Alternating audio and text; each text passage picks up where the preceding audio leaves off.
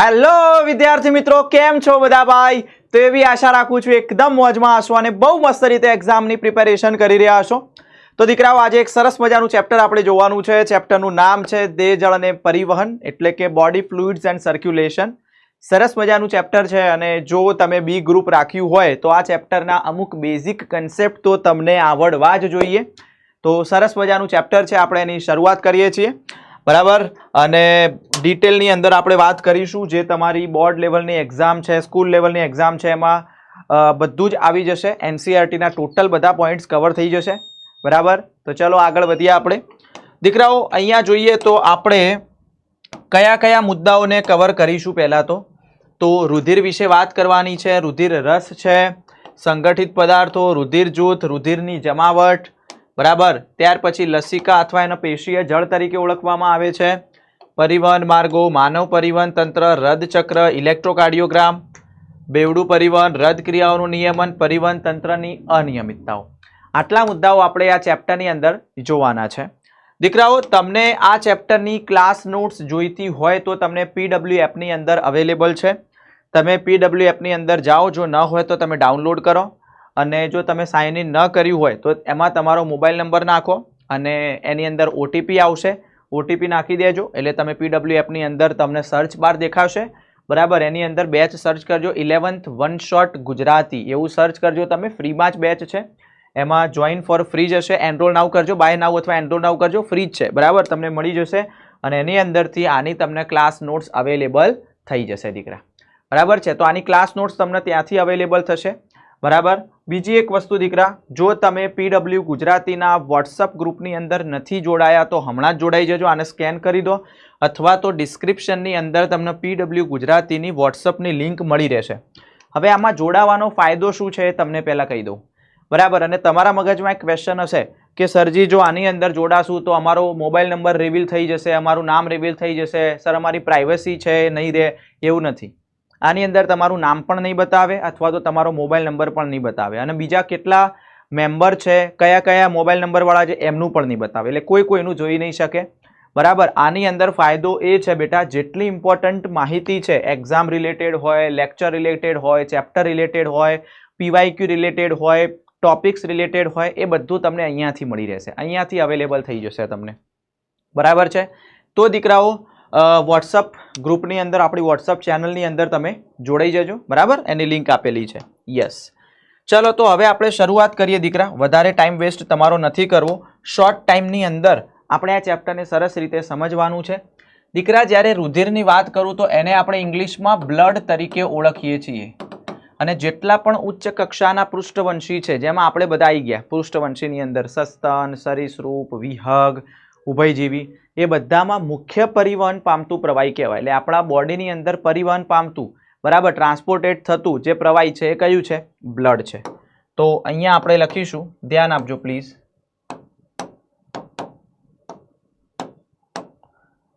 તો ઉચ્ચ કક્ષાના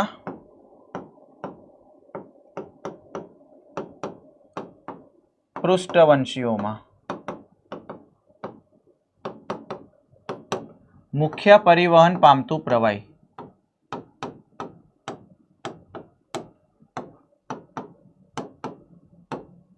હવે આપણે વાત કરીએ કે રુધિર છે, રુધિર શેનું બનેલું છે? તો દીકરાઓ યાદ રાખજો, રુધિર બે ઘટકોનું બનેલું છે. એક છે પાણી જેવું પ્રવાહી, જેને આપણે રુધિર રસ કહેવાય, અને બીજું એની અંદર સંગઠિત પદાર્થો હોય છે. તો એના વિશે પણ આપણે અહીંયા વાત કરી લઈએ. રુધિર.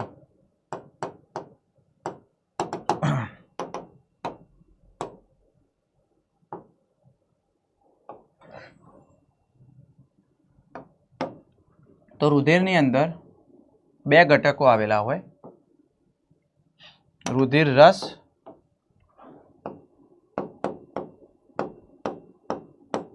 જે હશે બેટા 55% ટોટલ રુધિરના. બીજું છે સંગઠિત પદાર્થો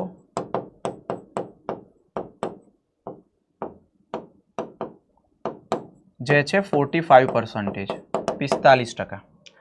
બરાબર. રુધિર રસ છે પાણી જેવું પ્રવાહી છે. સંગઠિત પદાર્થોમાં પાછો બેનો સમાવેશ થાય. એક છે રુધિર કોષો અને બીજું છે રુધિર કણિકાઓ. બરાબર. ધ્યાન આપજો લે આ બાજુ.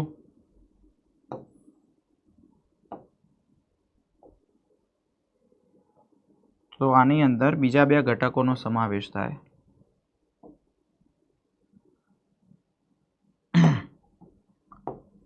રુધિર કોષો, બ્લડ સેલ અને રુધિર કણિકાઓ, પ્લેટલેટ્સ. ઠીક હે? યસ. હવે બ્લડ સેલ્સ બે ટાઈપના હોય, આરબીસી અને ડબ્લ્યુબીસી, જેને આપણે શ્વેતકણ અને રક્તકણ કહીએ એ.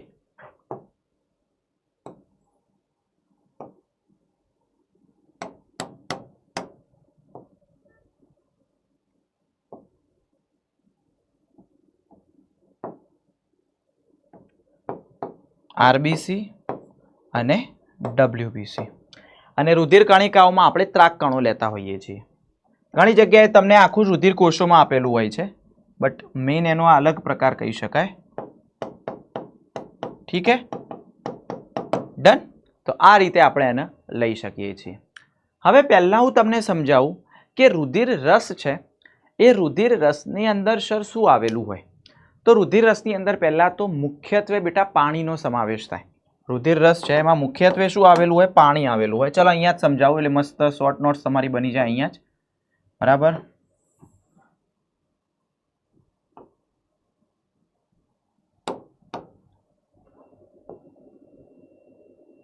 ચાલો, પાણી આવેલું હશે એની અંદર, ત્યાર પછી પ્રોટીન આવેલા હશે, ત્યાર પછી ઉત્સર્ગ દ્રવ્યો આવેલા હોય, કેટલાક ઇલેક્ટ્રોલાઇટ્સ આવેલા હોય, શ્વસન વાયુઓ પણ આવેલા હશે. બરાબર. તો આ બધા ઘટકો અંદર આવેલા હોય જેના વિશે અહીંયા વાત કરી લઈએ આપણે. તો લખું છું અહીંયા પાણી. પાણી હશે બેટા 90 થી 92%. સૌથી વધુ પાણી આવેલું હોય. એના પછી વાત કરું બેટા પ્રોટીન આવેલું હોય. પ્રોટીન પછી વાત કરીએ આપણે ઇલેક્ટ્રોલાઇટ્સ હોય, અથવા આપણે પોષક તત્વો પણ કહીએ. ત્યાર પછી વાત કરીએ અંતઃસ્ત્રાવો આવેલા હોય, ત્યાર પછી ઉત્સર્ગ દ્રવ્યો હોય, અને બીજું શ્વસન વાયુ પણ લખી શકીએ આપણે.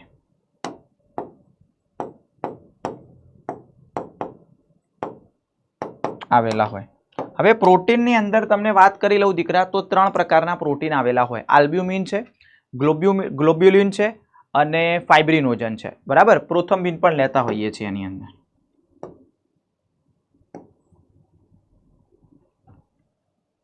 ધ્યાન આપજો, ઇમ્પોર્ટન્ટ છે બેટા ચેપ્ટર.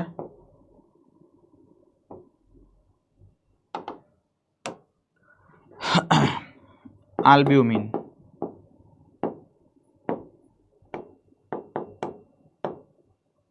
ફાઇબ્રિનોજન અને ગ્લોબ્યુલિન. આલ્બ્યુમિન છે આશ્રુતિના નિયમન માટે મદદરૂપ થતું હોય છે, જેથી એની અંદર પાણી જળવાઈ રહે અથવા તો બેલેન્સ રહે રુધિરમાં. ફાઇબ્રિનોજન છે બેટા એ રુધિર ગંઠાવવા માટે, જ્યારે આપણને વાગ્યું હોય ત્યારે રુધિર બહાર નીકળે તો એને ગંઠાવવા માટે, બ્લડ ક્લોટિંગ. ગ્લોબ્યુલિન છે, તો ગ્લોબ્યુલિનનું કાર્ય છે બેટા આપણા શરીરમાં રોગ પ્રતિકારકતા માટે. બરાબર છે? યસ. હવે ઇલેક્ટ્રોલાઇટ્સમાં અલગ અલગ હોય. HCO3 માઇનસ છે, Cl માઇનસ છે, Na+ છે. બરાબર. ફોસ્ફેટ, સલ્ફેટ એવા ઘણા બધા આવેલા હોય. અંતઃસ્ત્રાવો પણ ઘણા, કારણ કે આપણને ખબર છે અંતઃસ્ત્રાવો તો રુધિરમાં જ ભળે છે. ઉત્સર્ગ દ્રવ્યોની અંદર આપણે કહીએ યુરિયા હોય. બરાબર. બીજા પણ જે નકામા પદાર્થો હોય જોવા મળે. શ્વસન વાયુની અંદર પણ CO2 અને ઓક્સિજન આવતા હોય છે. બરાબર. ચલો, આટલી વસ્તુ ખબર પડી ગઈ. યસ. બીજી વાત કરીએ બેટા આરબીસી અને ડબ્લ્યુબીસી વિશે. મેઇન પહેલા વાત કરીએ. ચલો, રુધિર રસ વિશે મેં સમજાવી દીધું અહીંયા. બરાબર. સંગઠિત પદાર્થોમાં પહેલા નંબરે હું અહીંયા વાત કરીશ આરબીસી. આરબીસી આને આપણે રક્તકણ કહીએ અથવા એરિથ્રોસાઇટ્સ પણ કહેવાય, અને પૂરું નામ છે રેડ બ્લડ કોર્પસ્કલ્સ. કોર્પસ્કલ્સ એટલે રુધિરમાં જોવા મળતા કોષો. બરાબર. એરિથ્રોસાઇટ્સ.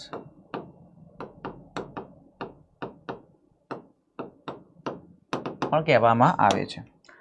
રુધિરમાં સૌથી વધુ પ્રમાણમાં જોવા મળતા કોષો એટલે આરબીસી. કેટલા જોવા મળે બેટા? 50 લાખથી 55 લાખ પ્રતિ મિલીમીટર ઘન રુધિરમાં, એટલે 5 મિલિયનથી 5.5 મિલિયન. બરાબર. તો આની આપણે અહીંયા સંખ્યા લખી દઈએ. ધ્યાન આપજો પ્લીઝ. તો અહીંયા સંખ્યા લખી શકાય 5 મિલિયનથી 5.5 મિલિયન પ્રતિ મિલીમીટર ઘન બ્લડમાં હોય, આ એની સંખ્યા છે દીકરા. બીજી આપણે વાત કરીએ દીકરા, તો જે આરબીસી છે એ આરબીસીનો આકાર કેવો હોય, તો તમે જ્યારે એને જોવો છો, ટોપ વ્યૂ જોવો છો એટલે તમને ગોળાકાર દેખાય છે, સાઈડ વ્યૂની અંદરથી તમને દ્વિઅંતરગોળ દેખાય છે. તો એનો આકાર પણ અહીંયા આપણે લખી શકીએ દીકરાઓ, આકાર તો ગોળ અથવા અંતરગોળ.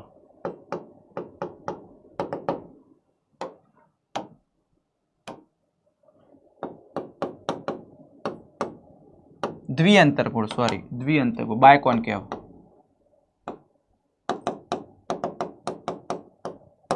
બરાબર, દ્વિઅંતરગોળ તરીકે ઓળખવામાં આવતો હોય છે. તો એની આકાર વિશે પણ વાત કરી લીધી બેટા. બીજી એક વસ્તુ યાદ રાખજો દીકરા, આનું નિર્માણ ક્યાંથી થાય? લાલ અસ્થિ મજ્જામાંથી નિર્માણ થાય. મેં તમને આગળ ભણાયેલું છે, બરાબર છે. રેડ બોન મેરોમાંથી નિર્માણ પામતા હોય છે. તો આનું નિર્માણ પણ આપણે અહીંયા લખી દઈએ. ઠીક છે.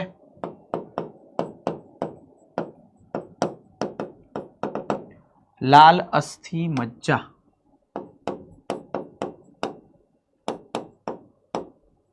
જેને ઇરિથ્રોપોએસિસ કહેવાય.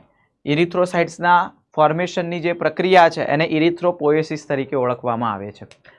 બીજી વાત કરું દીકરા, તો આની અંદર કોષ કેન્દ્ર નથી હોતું. સસ્તનોના રક્તકણો કોષ કેન્દ્ર નથી ધરાવતા. બટ એક ક્વેશ્ચન પૂછું છું, કયા એવા સસ્તનો છે જેના રક્તકણો કોષ કેન્દ્ર ધરાવે છે? મને કમેન્ટ કરીને આન્સર આપો, જોઈએ આપણે. બરાબર, તો કેમ કોષ કેન્દ્ર નથી ધરાવતા? એનું રીઝન એ છે કે એમાં હિમોગ્લોબિન વધુમાં વધુ સંગ્રહ પામે. જેથી હિમોગ્લોબિન વધારે હશે તો શ્વસન વાયુનું વહન પણ વધારે હશે. કોષ કેન્દ્ર વિહીન HB ધરાવે. HB એટલે હિમોગ્લોબિન, અને એમાં કારણે લાલ રંગના હોય છે, જોવા મળતા હોય છે. બીજી એક વસ્તુ બેટા આપણે અહીંયા કહી શકીએ છીએ કે આનો જે જીવનકાળ છે એ 120 ડેઝનો છે. 120 દિવસ સુધી એ જીવિત રહેતા હોય છે. બરાબર, તો અહીંયા આપણે લખી શકીએ એમનો જીવનકાળ.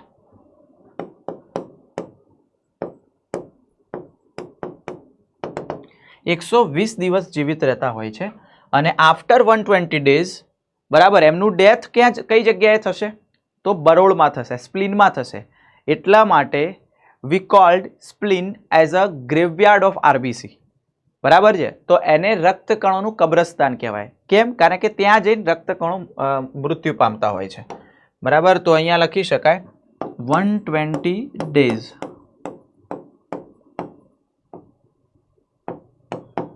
બરોળમાં જઈ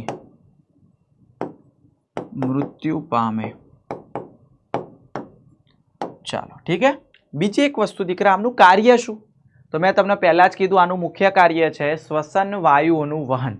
આનું કાર્ય શું છે? શ્વસન વાયુઓનું વહન. તો અહીંયા આપણે એનું કાર્ય પણ લખી દઈએ.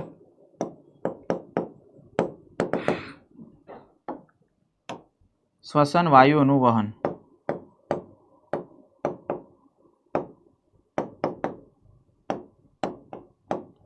બરાબર છે. તો આનું કાર્ય થાય શ્વસન વાયુઓનું વહન કરવાનું છે. ચાલો, તો આ બેઝિક માહિતી હતી આરબીસી વિશે, જે મેં તમને આપી દીધી અહીંયા. ક્લિયર છે? હવે ચાલો આપણે અહીંયા વાત કરીએ ડબલ્યુબીસી વિશે. કોના વિશે વાત કરીએ દીકરા? ડબલ્યુબીસી. બરાબર છે? યસ. તો સેકન્ડ વન ઇઝ ડબલ્યુબીસી, અથવા એને આપણે કહેતા હોઈએ છીએ શ્વેતકણ, અથવા એને આપણે કહીએ છીએ લ્યુકોસાઇટ્સ. શું કહેવાય એને? લ્યુકોસાઇટ્સ.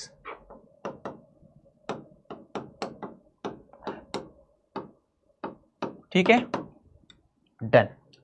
હવે જે આ ડબલ્યુબીસી છે એ ડબલ્યુબીસી ની વાત કરીએ, સંખ્યા તો ઓછા હોય, સૌથી ઓછા હોય. બરાબર, બ્લડની અંદર લગભગ 6000 થી 8000 જેટલી સંખ્યા હોય પ્રતિ મિલીમીટર ઘન બ્લડની અંદર. પ્રતિ મિલીમીટર ઘન બ્લડની અંદર એની સંખ્યા 6000 થી 8000 જેટલી. યસ. તો આની આપણે પહેલા લખી દઈએ સંખ્યા. ધ્યાન આપજો.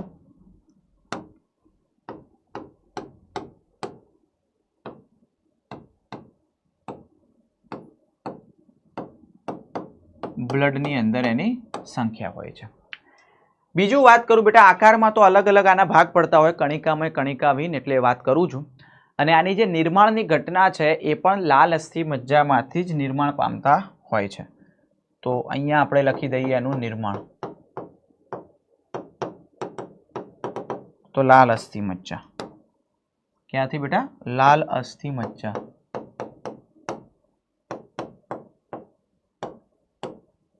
ચલો એના પછી શું આવશે? આ કોષ કેન્દ્ર ધરાવે છે, એનો આકાર અલગ અલગ હોય એ પણ તમને બતાવું છું.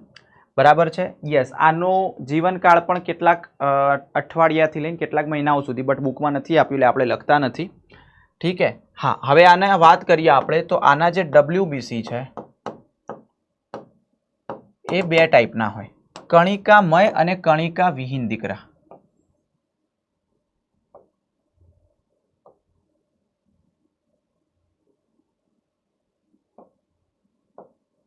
યસ,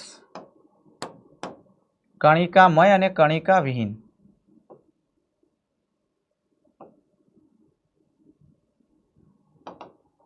પ્લીઝ આ બાજુ ધ્યાન આપજો.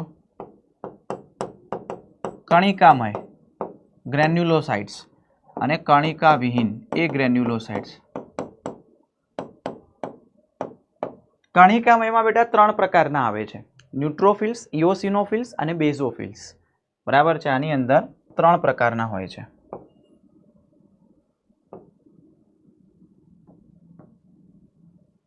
ન્યુટ્રોફિલ્સ, ઇઓસિનોફિલ્સ અને બેઝોફિલ્સ.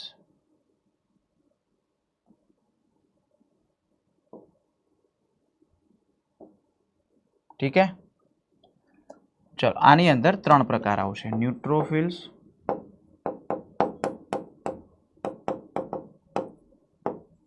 ઇઓસિનોફિલ્સ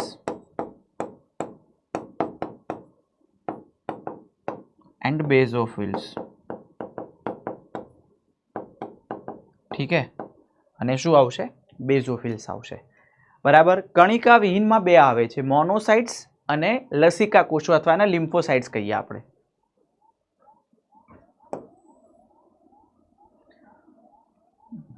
ધ્યાન આપજો.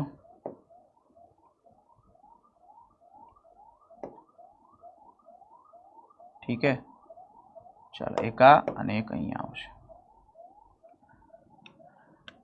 આને કહેવાય મોનોસાઇટ્સ અને એક છે લિમ્ફોસાઇટ. ઠીક હે? હવે આ બાજુ ધ્યાન આપજો. જે ન્યુટ્રોફિલ્સ છે એની સંખ્યા કેટલી હોય છે દીકરા? તો સૌથી વધુ હશે 60 થી 65% હશે આની સંખ્યા, 60 to 65%. બરાબર? તો અહીંયા લખી દઈએ આપણે એની 60 થી 65%. ઇઓસિનોફિલ્સ 2 થી 3% હોય છે અને બેઝોફિલ્સ સૌથી ઓછા 0.5 થી 1%, એટલે અડધા ટકાથી 1% વચ્ચે હોય. અને મોનોસાઇટ્સ છે એ 6 થી 8%, 6 થી 8% જેટલી હોય. લિમ્ફોસાઇટ્સ છે બેટા એ 20 થી 25% જેટલા હોય, 20 થી 25%. તો આટલી સંખ્યા પણ યાદ રાખવાની. હવે હું અહીંયા આકૃતિ નથી દોરતો, બટ તમને કહી દઉં છું, ધ્યાનથી સાંભળી લેજો. તમારે નોટ કરવું હોય તો કરી લેજો. ન્યુટ્રોફિલ્સ છે બેટા, એ ન્યુટ્રોફિલ્સનું જે કોષ કેન્દ્ર છે એ કોષ કેન્દ્ર મલ્ટીલોબ હોય, બહુકોષ કેન્દ્રીય હોય. 3 થી 5 આની અંદર નાના નાના લોબ આવેલા હોય, એટલે કે તમને એવું લાગે 3 થી 5 કોષ કેન્દ્ર છે, એટલે મલ્ટીલોબ છે, બહુકોષ કેન્દ્રીય હોય. બરાબર? તો એક એ યાદ રાખજો. ન્યુટ્રોફિલ્સનું કાર્ય શું છે આપણને ખબર છે, ભક્ષક કોષો છે. ઇઓસિનોફિલ્સ બેટા, ઇઓસિનોફિલ્સનો જે આકાર હશે કોષ કેન્દ્રનો હેડફોન આકાર હશે. કેવો આકાર હશે? હેડફોન આકાર. તો એ હેડફોન આકારવાળું પણ યાદ રાખજો. અને એનું કાર્ય એન્ટી ઇન્ફ્લામેટરી એટલે પ્રતિદાહક અસર એલર્જીના એની અંદર હોય છે. બરાબર છે? યસ. એટલે ચેપ લાગેલી સંખ્યા વધે એની. બેઝોફિલ્સ છે, એ બેઝોફિલ્સનું વાત કરીએ આપણે તો એનું જે કોષ કેન્દ્ર છે એ એસ આકારનું હશે. અને બેઝોફિલ્સનું કાર્ય છે, એક જ મિનિટ, બેઝોફિલ્સ હા, હિસ્ટેમાઇન, સેરોટોનિન અને એ બધાનો સ્ત્રાવ કરે, હિપેરિનનો સ્ત્રાવ કરે. બરાબર? મોનોસાઇટ્સ છે બેટા, એ પણ ભક્ષક કોષો છે અને એનું જે કોષ કેન્દ્ર છે એ ગોળાની નાળ આકાર અથવા તો મૂત્રપિંડ આકાર પણ કહી શકાય, કિડની શેપ. લિમ્ફોસાઇટ્સ અને તો ભક્ષક કોષો છે મોનોસાઇટ્સ. લિમ્ફોસાઇટ્સ છે બેટા, એમાં બી અને ટી લસિકા કોષોનો આપણે સમાવેશ કરતા હોય, જેના વિશે ડિટેલમાં આપણે 12થમાં ભણીશું. બરાબર છે. અને એનું કોષ કેન્દ્ર ગોળાકાર હોય છે. બરાબર. તો રોગ પ્રતિકારક શક્તિમાં મદદરૂપ થતા હોય છે. ચલો, ક્લિયર છે? અહીંયા સુધી ક્લિયર થઈ ગયું દીકરાઓ? Is it clear? પ્લીઝ એકવાર થમ્સ અપ આપી દો કમેન્ટની અંદર ખબર પડી હોય તો.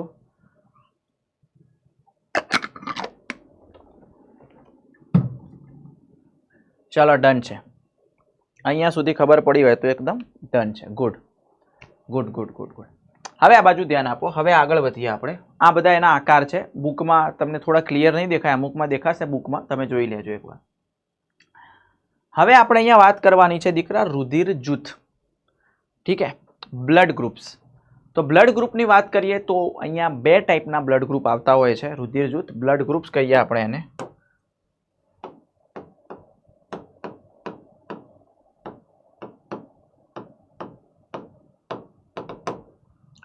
તો બ્લડ ગ્રુપની અંદર બે ટાઈપના બ્લડ ગ્રુપ આવે છે.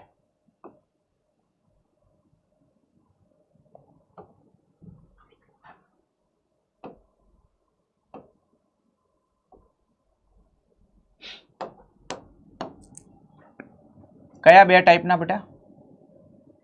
એક છે એબીઓ બ્લડ ગ્રુપ અને બીજું છે આરએચ જૂથ, આરએચ ગ્રુપ. એબીઓ જૂથ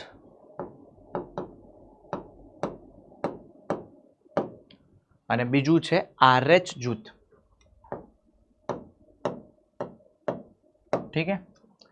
એબીઓ જૂથની અંદર બેટા આપણે વાત કરીએ તો આપણા જે રક્તકણની સપાટી ઉપર કેટલાક ખાસ એન્ટીજન જોવા મળે છે એના આધારે એનું નામ આપ્યું છે એબીઓ જૂથ. બરાબર. જેમ કે હું તમને અહીંયા એક વસ્તુ સમજાવું. ચલો, એક બોક્સ દોરી અને આપણે એને સમજવાનો પ્રયત્ન કરીએ.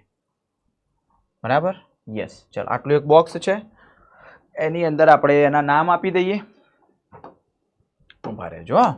હા, ચલો, અહીંયા આપણે વાત કરીશું. જૂથનું નામ હશે, રુધિર જૂથ કયું છે એ છે. બરાબર. આમાં એન્ટીજન કયો હશે એ હશે. પછી આવશે એન્ટીબોડી, પછી આવશે દાતા અને પછી આવશે ગ્રાહી. દાતા એટલે કોણ આપી શકે,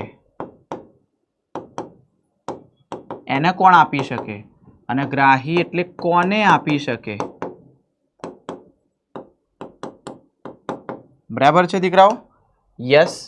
ચલો, હવે આ બાજુ ધ્યાન આપજો. જૂથનું નામ તો એકદમ સિમ્પલ હશે એટલે એનું ખાનું નાનું રાખવાનું. ઓકે. યસ. એન્ટીજન વાળું અહીંયા બતાવી દઈશું. આકૃતિ દોરીને પણ બતાવી શકીએ છીએ આપણે. ઓકે. એન્ટીબોડી પણ એનું પણ ખાનું નાનું જ હશે. આ બંનેમાં હશે.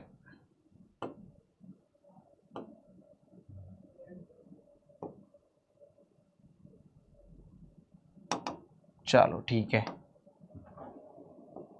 આ બાજુ ધ્યાન આપજો બેટા.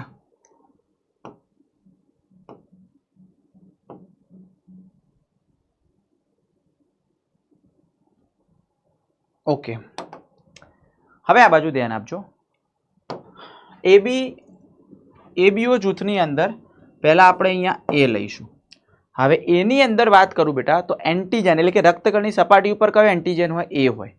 બરાબર. તો આની અંદર એ એન્ટીજન હોય છે. બરાબર. કયો એન્ટીજન હશે? એ. અને એન્ટીબોડી કઈ હશે દીકરા? તો અહીંયા લખી દઈએ કે એન્ટીબોડી એના વિરુદ્ધ હોય તો એન્ટી-બી હશે. એના સામે પ્રતિકાર એટલે કે બી ન મારનારી એન્ટીબોડી હશે, એટલે કે એ વાળાને અપનાવશે, બી વાળાને મારશે. બરાબર. તો દાતા કોણ આપી શકે આને? એ વાળાને એક તો એ વાળો આપી શકે અને ઓ વાળો બધાને આપી શકે. બરાબર છે. અને કોને આપી શકે? આને આપવું હોય તો કોને કોને? એ વાળાને આપી શકે ને એ બી વાળાને. એ બી વાળો બધા પાસેથી રુધિર લઈ શકે પણ કોઈને આપે નહીં, ખાલી એ બીને જ આપે. તો આની અંદર લખી દેવાનું એ વાળો છે એક તો એ વાળાને આપશે અને એ બી વાળાને આપશે. બરાબર. ચાલો, એક આટલી વસ્તુ ક્લિયર? Yes sir. નેક્સ્ટ. હવે જે બી છે, બરાબર, તો એની અંદર શું હશે? એન્ટીજન રક્તકણની સપાટી ઉપર બી નામનો એન્ટીજન હશે અને એન્ટીબોડી બીના સામેની કઈ હોય? એન્ટી એ હોય. ઠીક છે, ચાલો એ કોને આપી શકે? તો બી વાળો બીને સોરી એને કોણ આપી શકશે? એક તો બી વાળો આપી શકશે, એને ઓ વાળો બધાને આપી શકે. અને કોને આપી શકશે? તો બી વાળો બીને આપી શકશે અને એ બી ના આપી શકશે, એ બી ના આપી શકે. બરાબર? Yes sir.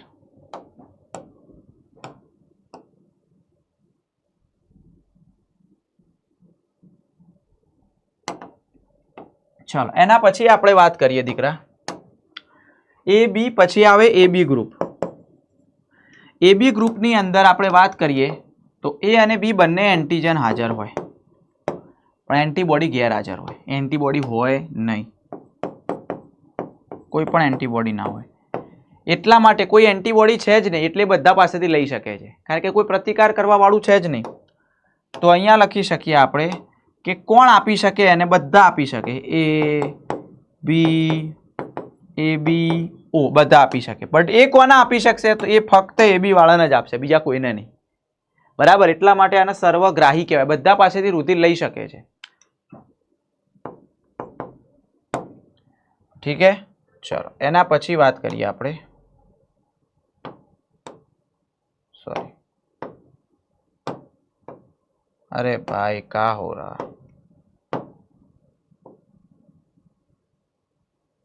चलो एक आ वस्तु क्लियर. હવે આવશે ઓ બ્લડ ગ્રુપ.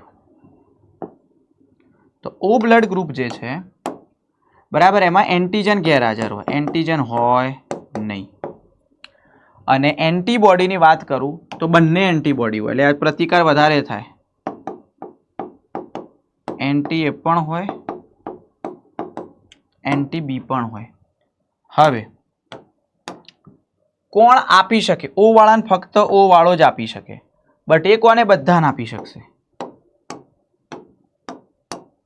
એ બી, એ બી અને ઓ એ બધાને આપી શકશે. સમજી ગયા? ડન? Yes sir. તો આ વસ્તુ યાદ રાખવાનું. તો આને સર્વગ્રાહી, આને સર્વદાતા કહેવાય, એટલું લખી દેજો તમે. ઓકે, ઠીક છે. હવે RH જૂથ છે બેટા, એ RH જૂથ, RH નામ કેમ પડ્યું? કારણ કે રેસસ વાંદરામાં પણ આપણા જેવું જેવું જોવા મળતું હતું એટલે રેસસનો RH લીધો છે, એ રેસસ વાંદરાના નામ ઉપરથી. તો એના સમાન છે એટલા માટે એનું ગ્રુપનું નામ શું પડ્યું? RH ગ્રુપ નામ પડ્યું. રેસસ વાંદરાને સમાન.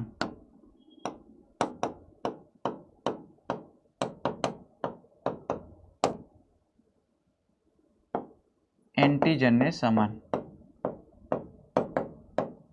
હવે જુઓ, આપણે બે ટાઈપ, મનુષ્ય બે ટાઈપના હોય, કાં તો બ્લડ ગ્રુપ પોઝિટિવ હોય કાં તો નેગેટિવ હોય. યાદ રાખવાનું દીકરા કે 80% અંદર પોઝિટિવ જોવા મળે. જેટલી પબ્લિક છે એમાં 80% પબ્લિક પોઝિટિવ રુધિરવાળી હોય અને 20% પબ્લિક જે છે નેગેટિવ રુધિરવાળી હોય. એટલે જેમાં RH હાજર હોય એ RH પોઝિટિવ, જેમાં ગેરહાજર હોય એ RH નેગેટિવ. આપણે કહેતા ઘણી વાર એ પોઝિટિવ, બી પોઝિટિવ, એ નેગેટિવ, બી નેગેટિવ. તો નેગેટિવનો મતલબ RH નહીં, પોઝિટિવ એટલે RH હાજર છે.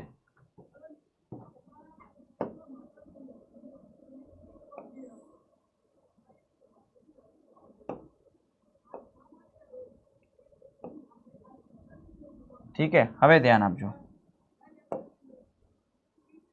1 અને 2. તો એક આવશે અહીંયા RH પોઝિટિવ, RH નેગેટિવ. તો 80% માં જોવા મળે ને 20%માં આ જોવા મળે.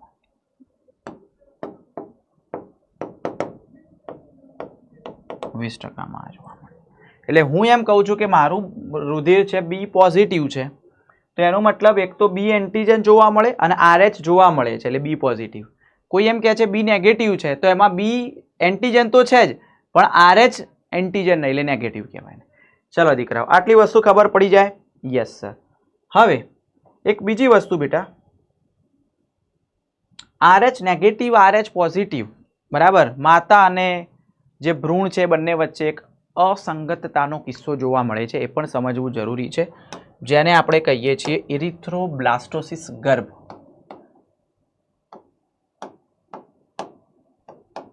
ઇરિથ્રોબ્લાસ્ટોસિસ ગર્ભ, ઇરિથ્રોબ્લાસ્ટોસિસ ફિટાલિસ તરીકે પણ એને ઓળખવામાં આવતું હોય છે. હવે દીકરા, આ ઇરિથ્રોબ્લાસ્ટોસિસ ગર્ભ કોની કોની વચ્ચે, કે જો માતાનું રુધિર RH નેગેટિવ હોય અને જે ભ્રૂણ છે એનું રુધિર RH પોઝિટિવ હોય તો એમાં આ વસ્તુ જોવા મળી શકે છે. બટ એમાં પણ કેટલીક શરતો છે, કઈ એ તમને સમજાવું. કે RH નેગેટિવ રુધિરવાળી માતા અને RH પોઝિટિવ રુધિરવાળું ગર્ભ આ બંને વચ્ચે જોવા મળતી હોય છે. ઠીક હે, ડન. તો એક આ વસ્તુ પણ અહીંયા યાદ રાખજો. બીજી વસ્તુ કઈ રીતે જોવા મળે, કે જો RH જો માતા છે અને માતાનું રુધિર RH નેગેટિવ છે અને ફર્સ્ટ પ્રેગ્નન્સી છે, પ્રથમ ગર્ભદાન છે, ફર્સ્ટ પ્રેગ્નન્સી છે માતાને,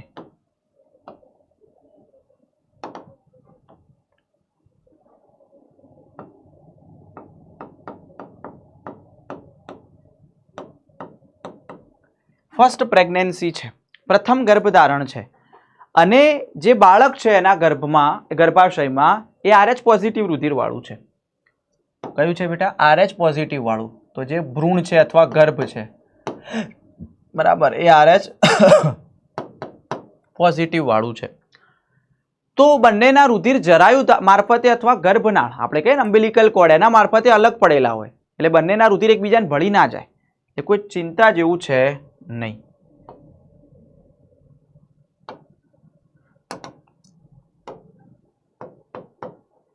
ગર્ભનાળ દ્વારા બંનેના રુધિર અલગ થયેલા હોય.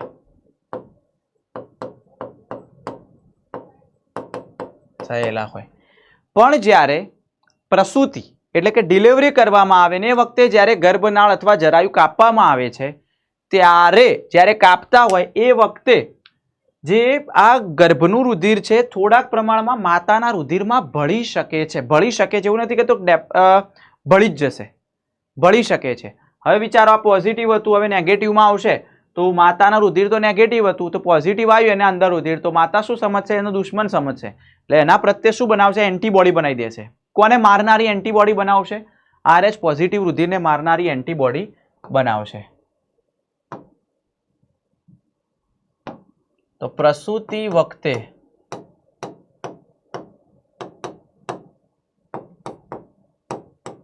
ગર્ભનાળ કાપવામાં આવે ત્યારે ગર્ભનું RH પોઝિટિવ રુધિર થોડી માત્રામાં માતાના RH નેગેટિવ રુધિર સાથે ભળી શકે છે.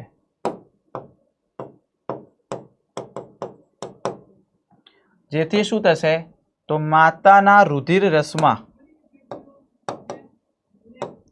જેથી માતાના રુધિર રસમાં RH પોઝિટિવ રુધિર પ્રત્યે શું બનશે? પ્રતિ RH એન્ટીબોડી બને છે.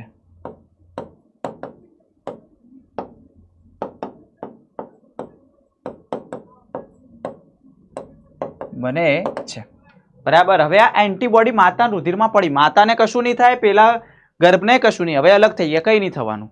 પણ તકલીફ ત્યારે આવે છે જ્યારે બીજી પ્રેગ્નન્સી હોય, અને બીજી પ્રેગ્નન્સીમાં પણ જે બીજું બાળક છે, ગર્ભ છે, એને પોઝિટિવ રુધિર હોય ત્યારે તકલીફ આવશે. બરાબર.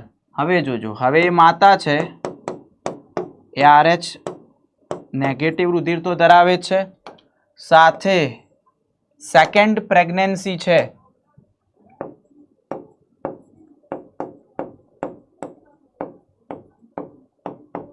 સેકન્ડ પ્રેગ્નન્સી છે અને એ જે ગર્ભ છે,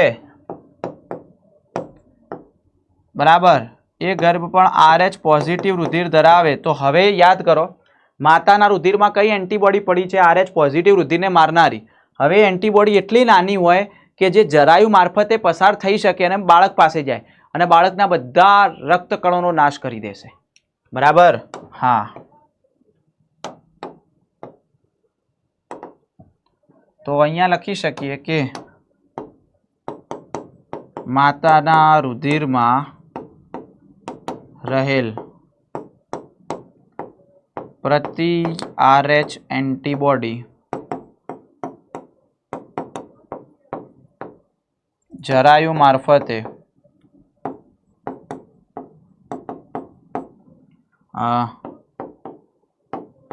ગર્ભના રુધિરમાં જાય છે, જેથી ગર્ભના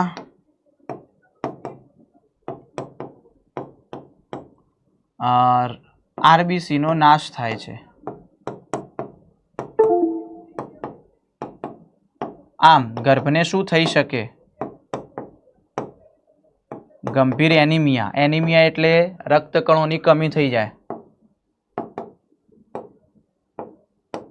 પછી પીળીઓ થઈ જાય ને મૃત્યુ પણ થઈ શકે. ચાલો, ઠીક હે. તો આ વસ્તુ પણ થઈ શકે. એનો ઈલાજ શું છે કે જ્યારે પહેલી વાર પ્રસૂતિ કરાઈ હોય, ડિલિવરી થઈ હોય, એ વખતે તમારા પ્રતિ RH એન્ટીબોડીની સારવાર આપવાની, એટલે એવી એન્ટીબોડી મોકલવાની જે પેલી એન્ટીબોડીનો નાશ કરી દે, તો પછી તકલીફ નહીં પડે. બરાબર? તો આ કિસ્સો હતો એરિથ્રોબ્લાસ્ટોસિસ ગર્ભનો. ઠીક હે? ડન. ચાલો, આવડી જાય. નેક્સ્ટ દીકરા, રુધિરની જમાવટ. રુધિરની જમાવટ બેટા સિમ્પલ છે. જ્યારે આપણને કંઈક વાગ્યું હોય અને એની અંદરથી રુધિર બહાર નીકળતું હોય, બરાબર છે, અને એ જ્યારે રુધિર બહાર નીકળતું હોય, થોડા સમય પછી એ રુધિર, એ જે વાગેલાની જગ્યાએ રુધિર બહાર નીકળતું અટકી જાય, એની જગ્યાએ લાલાશ પડતા કથ્થાઈ રંગનું એક આવરણ જામી જાય, પોપડું બાજી જાય છે, જેને આપણે ઉખાડવાનો હંમેશા પ્રયત્ન કરતા હોય, તો એને કહેવાય રુધિર જામી ગયું. તો બ્લડ ક્લોટિંગ કહેવાય એને, રુધિરની જમાવટ અથવા રુધિર ગંઠાવવું પણ કહેવાય. આને કહેવાય રુધિર ગંઠાવવું.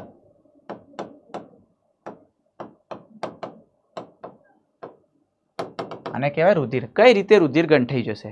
તો જ્યારે આપણને ઈજા થાય છે, ધ્યાન આપજો દીકરાઓ, એકદમ મસ્ત રીતે સમજાવું. ઈજા થાય છે, ઈજા અથવા ઘા વાગે છે, ત્યારે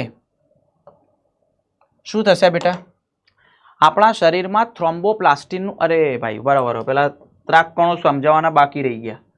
okay okay okay okay okay okay સંગઠિત પદાર્થોમાં ત્રાકકણો બાકી રહી ગયા હતા. ઉભા, એના વિશે સમજાવવું પડશે, પછી જ આ ખબર પડશે.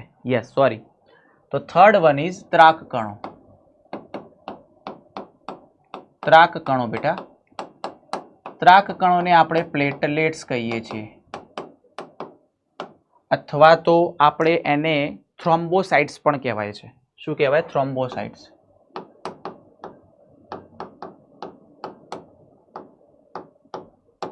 બરાબર. હવે જુઓ, આની સંખ્યા 1.5 લાખથી 3.5 લાખ પ્રતિ મિલીમીટર ઘન બ્લડની અંદર હોય છે.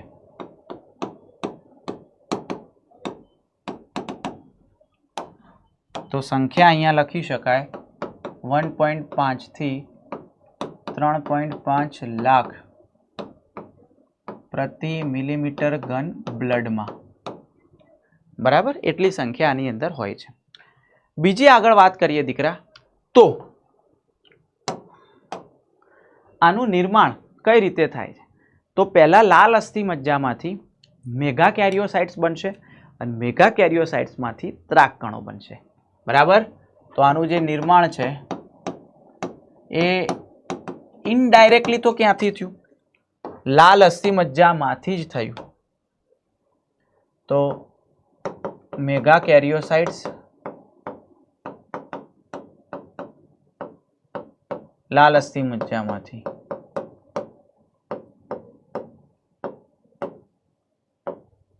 માંથી જ થયું. બરાબર? બીજું વસ્તુ બેટા, આનો જે આકાર છે એ અનિયમિત હોય અને આ પણ કોષ કેન્દ્ર વિહીન જ હોય છે. બરાબર? કોષ કેન્દ્ર વિહીન હશે.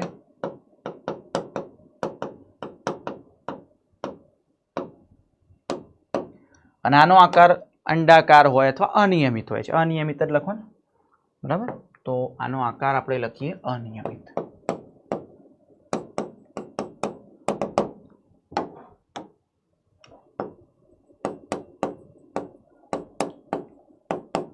અનિયમિત હોય છે. બીજી આગળ વાત કરીએ દીકરા, આનું જીવનકાળ 1 અઠવાડિયા જેટલો છે. આનો જીવનકાળ કેટલો છે? 1 અઠવાડિયા જેટલો. તો અહીંયા આપણે લખી દઈએ જે જીવનકાળ છે, લાઈફ સ્પાન છે, ઇટ ઇઝ 1 વીક. ઠીક હે. બીજું, આનું કાર્ય શું છે બેટા? રુધિર ગંઠાવવાનું કાર્ય. બરાબર, કારણ કે એ થ્રોમ્બોપ્લાસ્ટિનનું નિર્માણ કરશે, જેના કારણે થ્રોમ્બોપ્લાસ્ટિન રુધિર ગંઠાવવામાં મદદરૂપ થતું હોય છે. તો અહીંયા આપણે લખી શકીએ કાર્ય શું છે? રુધિર ગંઠાવવું.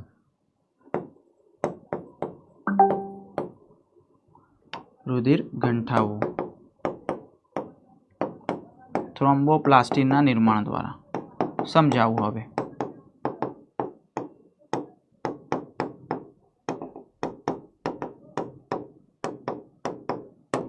થ્રોમ્બોપ્લાસ્ટિનના નિર્માણ દ્વારા ઘટના આખી થતી હોય છે. હવે જોજો ખાસ આ બાજુ,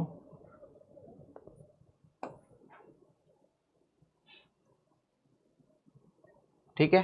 ચાલો હવે તમને સમજાવું રુધિરની જમાવટ કઈ રીતે થાય છે એ. ચાલો અહીંયા સુધી ખબર પડી બેટા? Is there any problem? હે ને?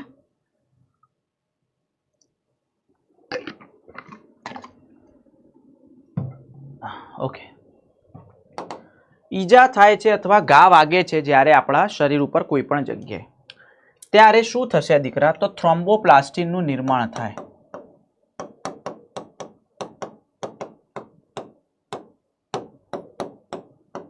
આ થ્રોમ્બોપ્લાસ્ટિન શું કરશે? ત્રાક કણોને સક્રિય કરે. ત્રાક કણો નગરોળની માફક પડ્યા છે, તો ત્રાક કણો સક્રિય થાય.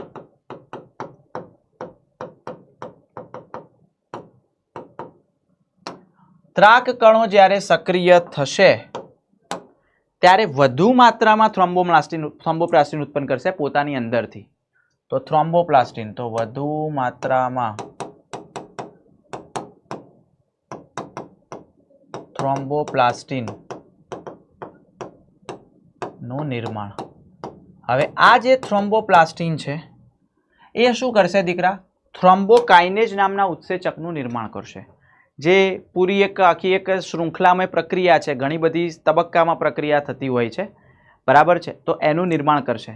કોઈ મને કમેન્ટની અંદર આન્સર આપશે એ ક્રમશઃ શૃંખલાઓમાં અથવા તો ઘણી બધી ચેઇનમાં, બરાબર, પ્રક્રિયા થતી હોય છે.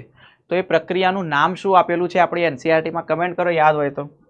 તો આમાંથી શું થશે બેટા? થ્રોમ્બોકાઇનેઝનું નિર્માણ.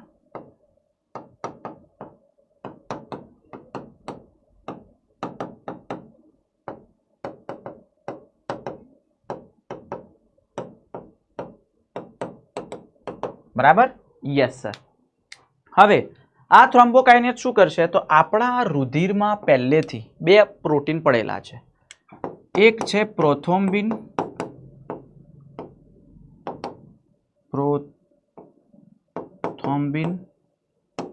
અને બીજું છે ફાઇબ્રિનોજન. બંને નિષ્ક્રિય અવસ્થામાં છે. બંને નિષ્ક્રિય અવસ્થામાં છે.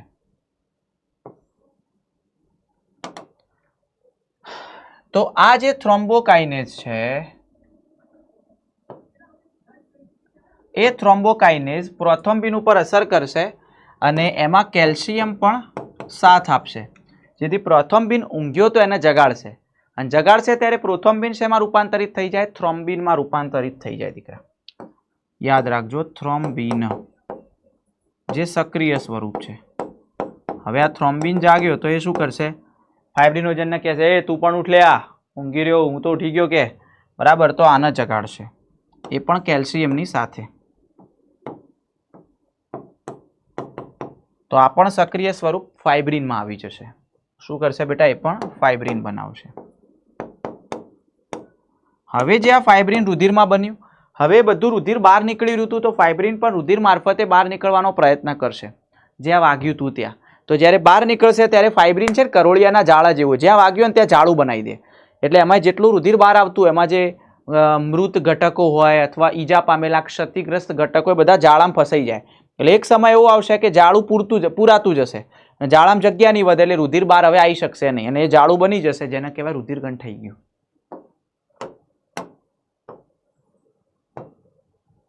બરાબર. તો શું બનાવે છે આ? તો અહીંયા લખી શકાય ગાના સ્થાને જાળું બનાવે, જેથી મૃત અને ક્ષતિગ્રસ્ત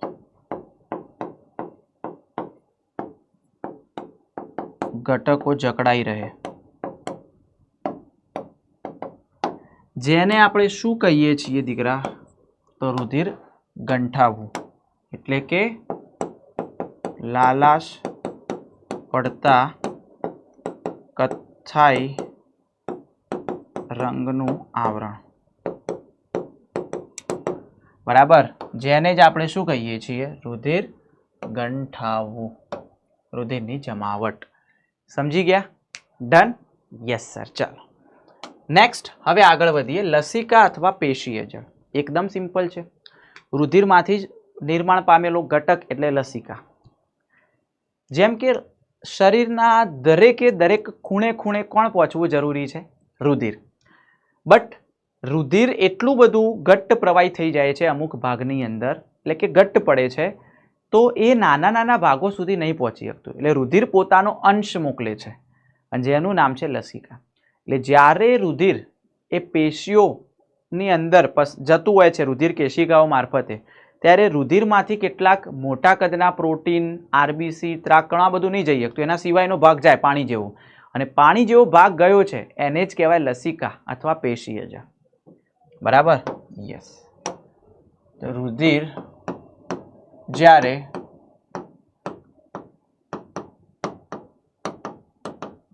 પેશીઓમાં રુધિર કેશિકાઓ મારફતે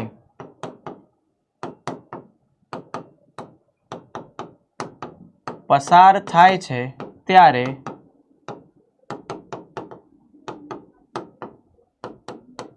રુધિરમાં રહેલા મોટા કદના પ્રોટીન સિવાય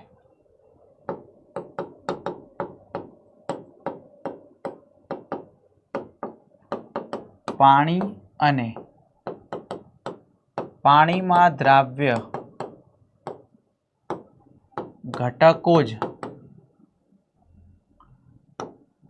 પસાર થઈ શકે છે, જેને શું કહેવાય? લસિકા. અને પેશીમાં ગયું છે એટલે પેશીય જળ કહે છે. બરાબર? એટલે ઇન શોર્ટ હું એવું કહી શકું કે લસિકા કોને કહેવાય? ઇઝ ઇક્વલ ટુ રુધિર માઇનસ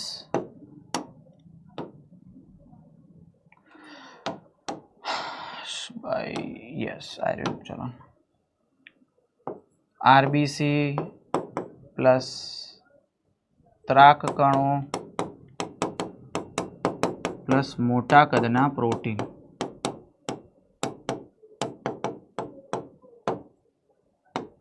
બરાબર?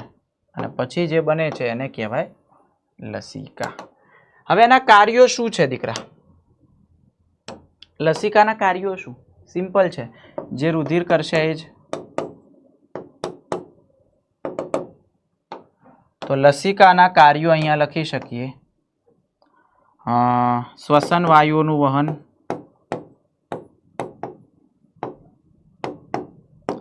પોષક તત્વોનું વહન,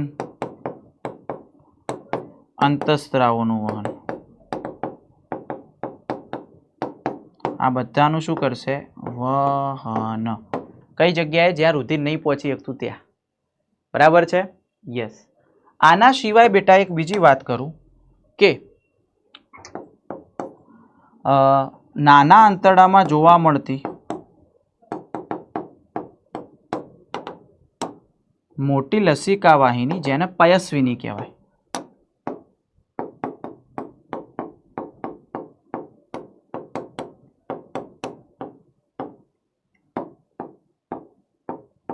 એનું કાર્ય શું છે? ચરબીનું શોષણ કરવાનું.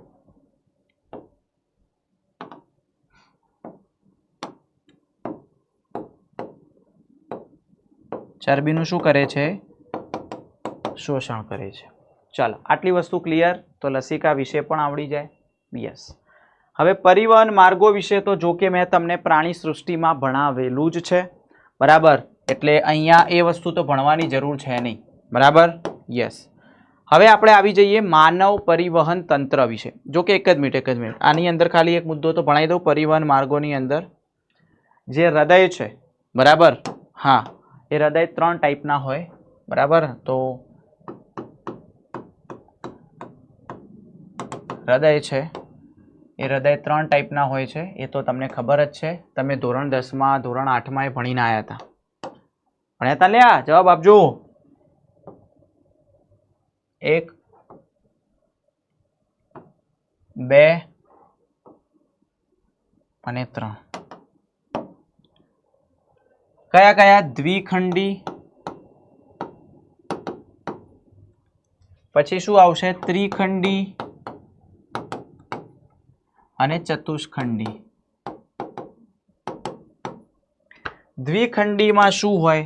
એક કર્ણક હોય, એક ક્ષેપક હોય. ત્રિખંડીમાં 2 કર્ણક અને 1 ક્ષેપક, અને આમાં 2 કર્ણક 2 ક્ષેપક.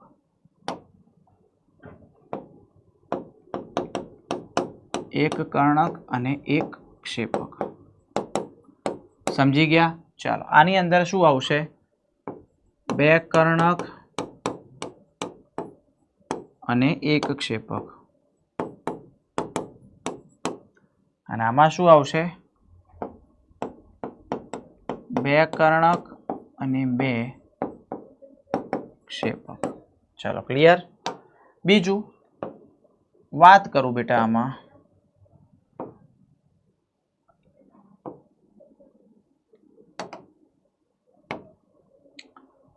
યસ,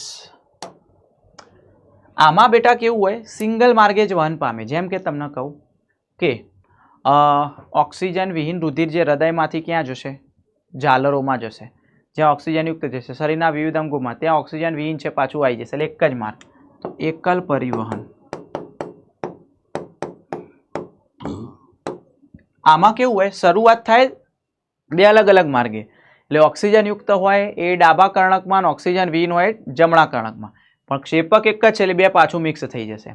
તો આને કહેવાય બેટા અપૂર્ણ બેવડું પરિવહન. અપૂર્ણ થયું. બેવડું ક્યારે કહેવાય? જ્યારે છેક સુધી ડબલ માર્ગ રહેતો. ઠીક છે. અને આમાં તો 2 અલગ અલગ માર્ગો જ છે.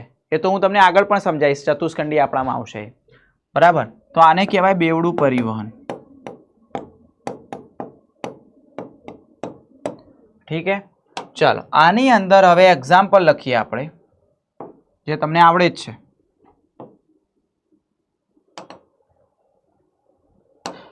ચાલો, દ્વિખંડી કોની અંદર જોવા મળે? મત્સ્યમાં.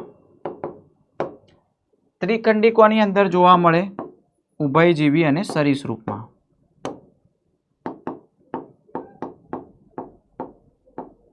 પણ આમાં અપવાદ છે મગર, એ તો તમને ખબર છે. તો મગરમાં ચતુષ્ખંડી હોય, પછી પક્ષીઓ આવે અને સસ્તન આવે. સમજી ગયા? Yes sir. હવે એમાં તમને માનવ પરિવહન તંત્રની અંદર વાત કરું બેટા. માનવ પરિવહન તંત્રની અંદર જે હૃદય છે એને આપણે કહીએ છીએ માનવ હૃદય, બરાબર. આપણે મુઠ્ઠી જેટલા, બંધ મુઠ્ઠી જેટલા કદનું હોય, સ્નાયુનું બનેલું હોય, બરાબર. 2 ફેફસાની વચ્ચે સાઈડ ડાબી બાજુ આવેલું. આવું મેં તમને આગળના ચેપ્ટરમાં દોરીથી આકૃતિ હૃદ ખાંચમાં યાદ કરો, બરાબર. સ્નાયુ હૃદય છે, સ્નાયુ હોય, એ બધું તમને ખબર જ છે એ વસ્તુ. તો આની અંદર વાત કરું માનવ હૃદય.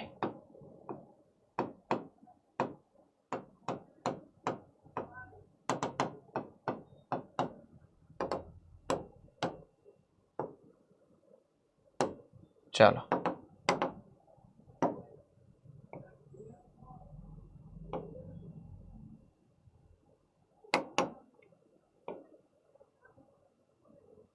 ધ્યાન આપજો અહીંયા, ખાસ ધ્યાન આપજો, બરાબર. તો આ છે જમણું કર્ણક, રાઈટ એટ્રિયમ, આ છે જમણું ક્ષેપક રાઈટ વેન્ટ્રિકલ, આ છે ડાબું કર્ણક લેફ્ટ એટ્રિયમ, આ છે ડાબું ક્ષેપક લેફ્ટ વેન્ટ્રિકલ. હવે તમે અહીંયા ધ્યાન આપજો દીકરાઓ કે ચલો અહીંયા ફેફસા છે, આ તમારું ધોરણ 8 ધોરણ 10 માં આવી ગયું છે દીકરા, 7મા માં આવી ગયું તું મે બી. અને અહીંયા છે શરીરના વિવિધ અંગો.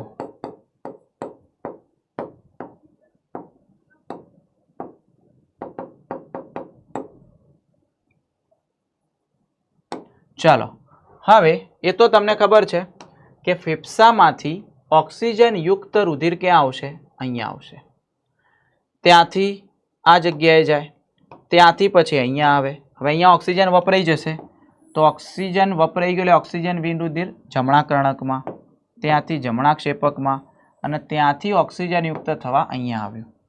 હવે અહીંયા તમને ખબર હોવી જોઈએ કે કોણ લઈ જાય છે એ, તો યાદ રાખજો આ છે ફુફ્ફુસીય શિરા, એકમાત્ર એવી શિરા જે ઓક્સિજન યુક્ત રુધિરનું વહન કરે. શરીરના વિવિધ અંગોમાં કોણ લઈ જશે? તો મહાધમની. ત્યાંથી ઓક્સિજન વિહીન રુધિર જમણા કર્ણકમાં કોણ લઈ જાય? મહાશિરા. અને જમણા ક્ષેપકમાંથી ઓક્સિજન વિહીન કોણ લઈ જશે? તો એકમાત્ર એવી ધમની કે જે ઓક્સિજન વિહીન રુધિરનું વહન કરે. બરાબર. તો અહીંયા આપણે એ પણ લખી શકીએ O2 યુક્ત,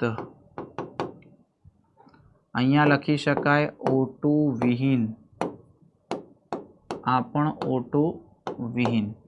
પછી તમને એ વસ્તુ ખબર હશે દીકરા કે અહીંયા ત્રિદલ વાલ્વ હોય, અહીંયા દ્વિદલ અથવા તો મિત્રલ વાલ્વ હોય, એ પણ ખબર છે. ઠીક હે, ડન. બીજી એક સામાન્ય માહિતી આપી દઉં કે બે કર્ણકો વચ્ચે જે હોય એને આંતરકર્ણક પટલ કહેવાય, જે સ્નાયુનું બનેલું હોય અને પાતળી હોય દિવાલ એની. બે ક્ષેપકો વચ્ચે હોય એને આંતરક્ષેપક પટલ કહેવાય. બરાબર, જેની દિવાલ થોડી જાડી હશે. જેમ કે હું તમને કહું તો આંતરકર્ણક પટલ, આને કહેવાય આંતરક્ષેપક પટલ. આ બંને સ્નાયુમય હોય અને આ પાતળું હોય, જાડું હોય. હવે જે કર્ણકો અને ક્ષેપકો વચ્ચેનો જે ભાગ છે એને કહેવાય કર્ણકક્ષેપક પટલ. કર્ણકક્ષેપક પટલ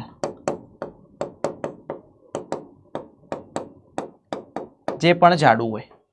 બરાબર છે, તો આ વસ્તુ ખબર પડી. પછી આ છે ત્રિદલ વાલ્વ,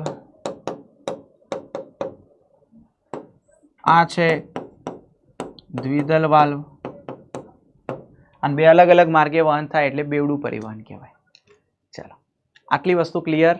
તો આ તો તમને આવડવું જ જોઈએ, એકદમ સિમ્પલ છે. બરાબર છે. ચાલો, એક એ વસ્તુ ક્લિયર થઈ ગઈ.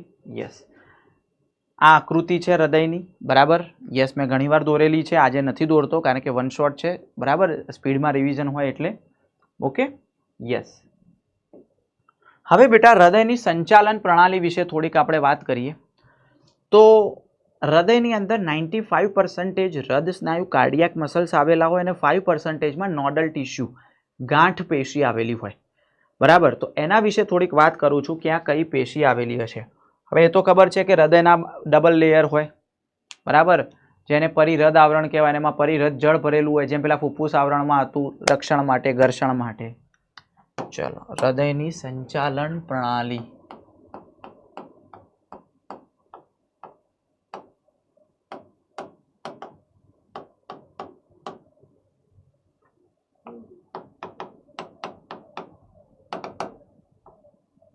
બરાબર, યસ. તો હવે ધ્યાન આપજો, જે હૃદય છે, બરાબર, આપણું જે હૃદય છે બેટા એ 95% હૃદ સ્નાયુ પ્લસ 5% ગાંઠ પેશીનું બનેલું હોય. હવે હૃદ સ્નાયુ વિશે તો તમે ભણી ગયા છો પ્રાણી પેશીની અંદર. હવે તમને ભણાવું છું અહીંયા ગાંઠ પેશી કેવી કેવી હોય છે, કેવા ટાઈપની હોય છે એ. તો પ્લીઝ આ બાજુ ફોકસ કરજો દીકરાઓ.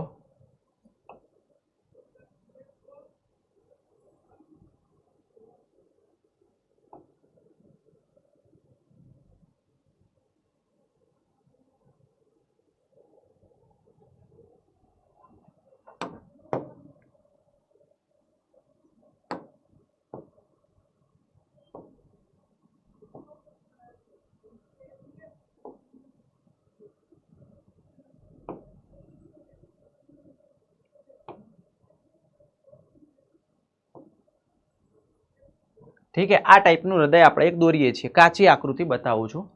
સહેજ ડાબી બાજુ વળેલું છે તો આપણે એ બાજુ પણ બતાવી દઈએ આ રીતે.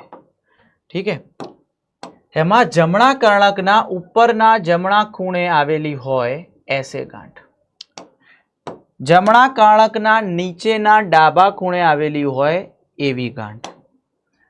ત્યાર પછી બેટા અહીંયા ભાગ પડતા હોય આ રીતે બંડલ ઓફ હિસના અથવા હિસના જૂથ કહેવાય અથવા એવી જૂથ પણ કહેવામાં આવતું હોય છે.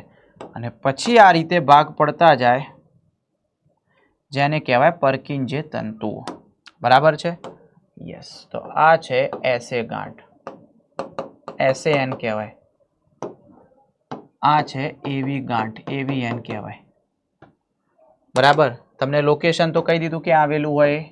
આને ગતિ પ્રેરક કહેવાય. એટલે આ હૃદયનું એ હૃદય કહેવાય. હૃદયને ધબકારો અહીંયાથી સ્ટાર્ટ થાય.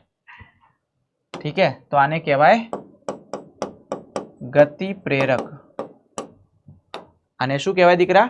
ગતિ પ્રેરક કહેવાય. બરાબર. અને એની અંદર હું તમને વાત કરું તો આની અંદર ધબકારા કેટલા હોય? 72, 75 પ્રતિ મિનિટ સક્રિય કલાવી સ્થિતિમાં એટલો ધબકારો ઉત્પન્ન થાય.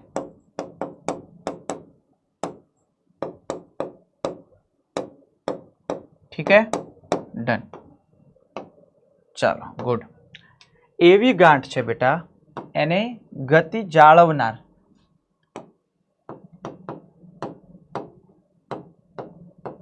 પેસ સેટર કહેવાય. અને એમાં થોડું ઘટી જાય, 60 થી 65 થઈ જાય. બરાબર, 60 થી 65 પ્રતિ મિનિટ સક્રિય કલાવીજ સ્થિતિમાન કહેવાય. ઠીક છે, ડન. પછી દીકરા આવશે, આને આપણે કહીએ એવી જૂથ અથવા હિસના જૂથ, જે આગળ જઈને ડાબા અને જમણા બેમાં વિભાજિત થાય. એની અંદર ઘટી જાય લગભગ તમને કહું 40 થી 45 જેટલું થઈ જાય. બરાબર. હા,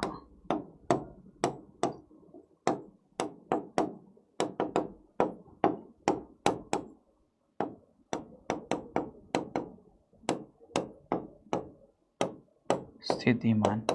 બરાબર. અને પછી તમે અહીંયા જોઈ શકો છો જે ક્ષેપકોની દિવાલમાં આવેલા હોય જેને આપણે શું કહીએ છીએ દીકરા? પર્કિંજે તંતુ.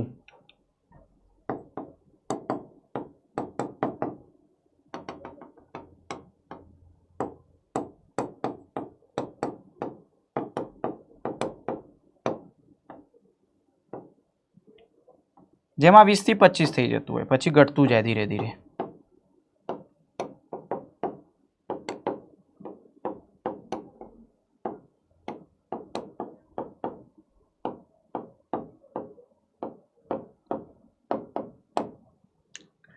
હવે એક મોસ્ટ ઇમ્પોર્ટન્ટ ટોપિક સમજાવું છું તમને. હૃદ ચક્ર, કાર્ડિયાક સાયકલ બહુ ઇમ્પોર્ટન્ટ છે વાલા, બહુ જ ઇમ્પોર્ટન્ટ છે. બરાબર. ચાલો, એને આપણે 4 ફેઝમાં પહેલા વર્ગીકૃત કરી લઈએ.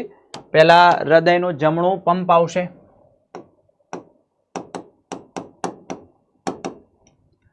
બરાબર. પછી અહીંયા એસે ગાંઠ ને બધી વાત કરી લે. હવે જો અહીંયા બે શબ્દો યાદ રાખજો. બે છે, એક છે સંકોચન, એક છે શિથિલન. સંકોચનને ઇંગ્લિશમાં સિસ્ટોલ કહેવાય અને શિથિલનને ડાયસ્ટોલ કહેવાય. સંકોચનને ધ્રુવીકરણ કહીએ છીએ, પેલાને વિધ્રુવીકરણ કહેવાય. બરાબર છે, તો આ વસ્તુ યાદ રાખજો. સોરી, વિધ્રુવીકરણ અને પેલાને પછી ફરી પુનઃ ધ્રુવીકરણ થાય. Okay, yes. તો અહીંયા હું લખું છું એસએન, એસએન માંથી એવીએન આવે, એવીએન માંથી બંડલ ઓફ હિસના જૂથ આવે અને એમાંથી પર્કિંજે ફાઈબર આવે. હવે અહીંયા જોજો ખાસ કે અહીંયા અલગ અલગ થાય. પહેલા કર્ણકોનું સંકોચન થાય,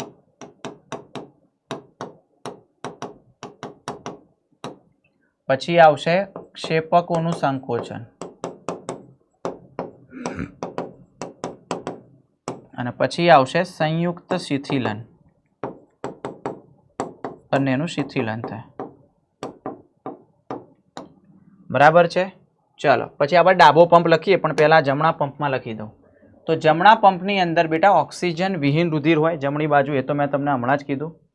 તો O2 વિહીન રુધિર ક્યાં આવે? જવાબ આપો ચલો. O2 વિહીન રુધિર ક્યાં આવે? તો એ આવશે જમણા કર્ણકમાં. ક્યાં આવશે દીકરા? જમણું કર્ણક.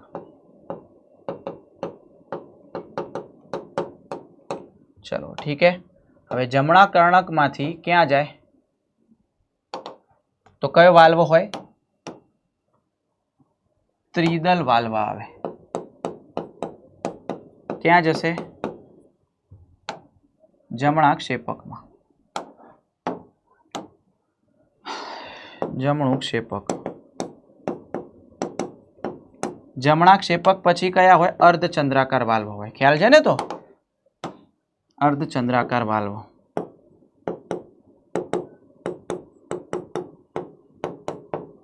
ક્યાં જાય અર્ધચંદ્રાકાર વાલ્વ એને લઈને? તો આપણને ખબર છે કે ફુફ્ફુસીય ધમની. યસ.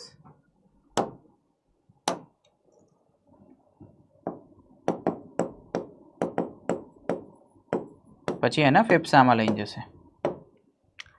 જાય ને ભાઈ આટલી વસ્તુ? યસ. હવે ચલો અહીંયા ધ્યાન આપજો. ઇમ્પોર્ટન્ટ છે આ ટોપિક. બુકમાં શું લખ્યું છે ને જ સમજ નહીં પડે. ચાલો, જમણાના બદલે ડાબો પંપ આવશે. ઠીક હે. ઓક્સિજન વિહીનના બદલે ઓક્સિજન યુક્ત આવશે. જમણાના બદલે ડાબું આવશે.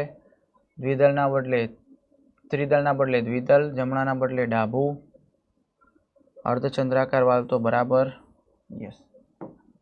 ચલો, ડાબો પંપ. O2 વિહીન રુધિર, સોરી O2 યુક્ત આવે અહીંયા. કયું આવે અહીંયા? ડાબુ કર્ણક. કયો વાલ્વ આવે? દ્વિદળ વાલ્વ. આ તો ભાઈ સિમ્પલ છે, સમજાયું હમણાં. પછી આવશે ડાબુ ક્ષેપક, અર્ધચંદ્રાકાર વાલ્વ, પછી મહાધમનીમાં જાય. બરાબર.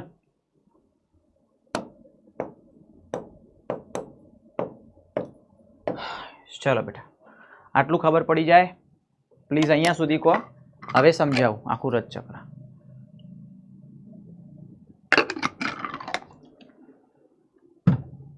હવે જુઓ, સમજી લો. હૃદયના બંને ખંડ પહેલા શિથિલ અવસ્થામાં છે, એટલે ખુલ્લા છે. હવે ખુલ્લા હોય એટલે કર્ણકોમાંથી ક્ષેપકોમાં રુધિર આપોઆપ ભરાય. હજુ દબાવ્યું નથી મેં કોઈને કર્ણકોને. આપોઆપ ભરાય એટલે 70% ભરાઈ જશે. એટલે જ્યારે બંનેનું શિથિલન થાય એટલે એનો ટાઈમ તમને કહી દઉં 0.4%. બંને ખુલ્લા કેટલા સેકન્ડ રહેશે? 0.4 સેકન્ડ રહેશે. એટલે કે આ બંને જમણા ક્ષેપક ભરાઈ જશે. 70% બંને બાજુના ભરાઈ જશે ક્ષેપક. એમ 70% ભરાય, 30% બાકી રહ્યા. હવે શું થશે? હવે એસે ગાંઠ ચાલુ થશે, અને એસે ગાંઠ ચાલુ થશે એટલે કર્ણકોને દબાવશે, સંકોચન કરશે. એટલે જે 30% રુધિર બાકી હતું એ બધું નીચે આવે. બરાબર. તો હવે 30% બાકી હતું એ બધું જતું રહેશે અહીંયા.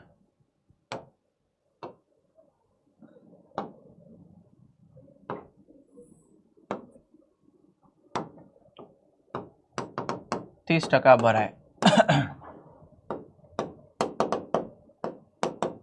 બરાબર. અને આના ટાઈમ લાગે એકદમ ઓછો ટાઈમ, 0.1 સેકન્ડ. કેટલો ટાઈમ? 0.1 સેકન્ડ. હવે એસએન છે, આને સંકેત આપશે, આ આને આપશે, આ આને આપશે. બરાબર. હવે જોજો, કર્ણકોનું સંકોચન થઈ ગયું. હવે જેવું પૂરું થઈ જશે 0.1 સેકન્ડ એટલે કર્ણકોનું સંકોચન પછી ક્ષેપકોનું સંકોચન સ્ટાર્ટ થઈ જશે. બટ એ વખતે આ જે વાલ્વ હતા દ્વિદળ અને ત્રિદળ વાલ્વ બંધ થઈ જશે. કેમ? કારણ કે હવે આનું સંકોચન થાય તો પાછું રુધિર પાછું ના આવે એટલે આ બંધ કરી દેશે. વાલ્વનું કામ એક જ બાજુનો પ્રવાહ ચાલુ રાખે. તો અહીં લખી શકાય દ્વિદળ અને ત્રિદળ વાલ્વ બંધ થાય, બંધ થઈ ગયા. બરાબર. હવે ધ્યાન આપજો. હવે એના પછી આગળ જશે. બરાબર. તો ક્ષેપકોનું સંકોચન લગભગ 0.3 સેકન્ડ ચાલુ રહે.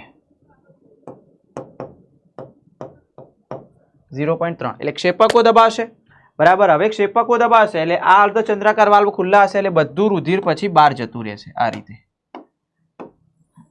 હવે રુધિર બધું બહાર જાય આ રીતે, બહારની બાજુએ જતું રહે. બરાબર. અને હવે બહાર ગયું એટલે પાછું ના આવે એટલે અર્ધચંદ્રાકાર વાલ્વ બંધ થઈ જશે. તો અહીંયા લખી શકાય અર્ધચંદ્રાકાર વાલ્વ બંધ થાય.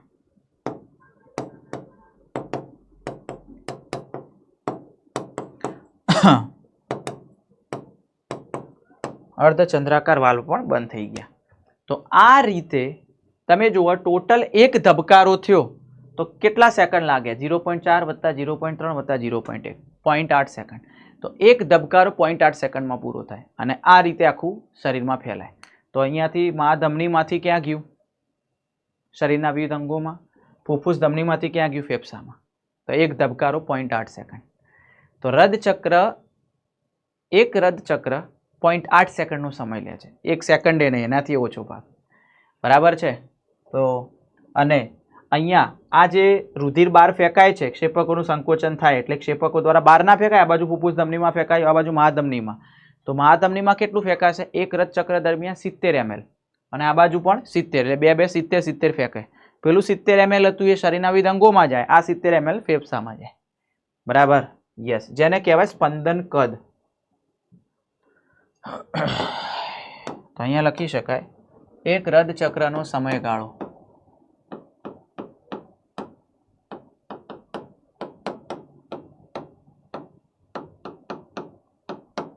કેટલો હશે બેટા? 0.8 સેકન્ડ. 0.8 સેકન્ડ. બરાબર. અને દરેક ક્ષેપક દ્વારા એક રદચક્ર દરમિયાન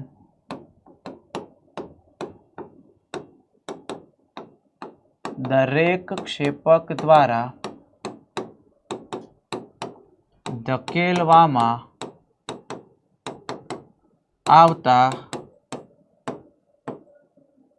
રુધિરનું કદ ઇઝ ઇક્વલ ટુ 70 ml. જેને કહેવાય સ્પંદન કદ અથવા સ્ટ્રોક વોલ્યુમ કહેવાય. બરાબર. Stroke volume. અને ધબકારા કેટલા હોય આપણા? 72 એપ્રોક્સ હોય આજુબાજુ. તો એને તમે ગુણાકાર કરી દો સ્પંદન કદ તો તમને શું મળી જાય? આપણા હૃદયની કાર્યક્ષમતા મળી જાય. બરાબર. હા. તો હૃદ કાર્યક્ષમતા ઇઝ ઇક્વલ ટુ કેટલી મળે? એટલે કે કાર્ડિયક આઉટપુટ કહેવાય એને. ઇઝ ઇક્વલ ટુ સ્પંદન કદ સ્ટ્રોક વોલ્યુમ ગુણ્યા સ્પંદન દર, હૃદયના ધબકારા, હાર્ટ રેટ.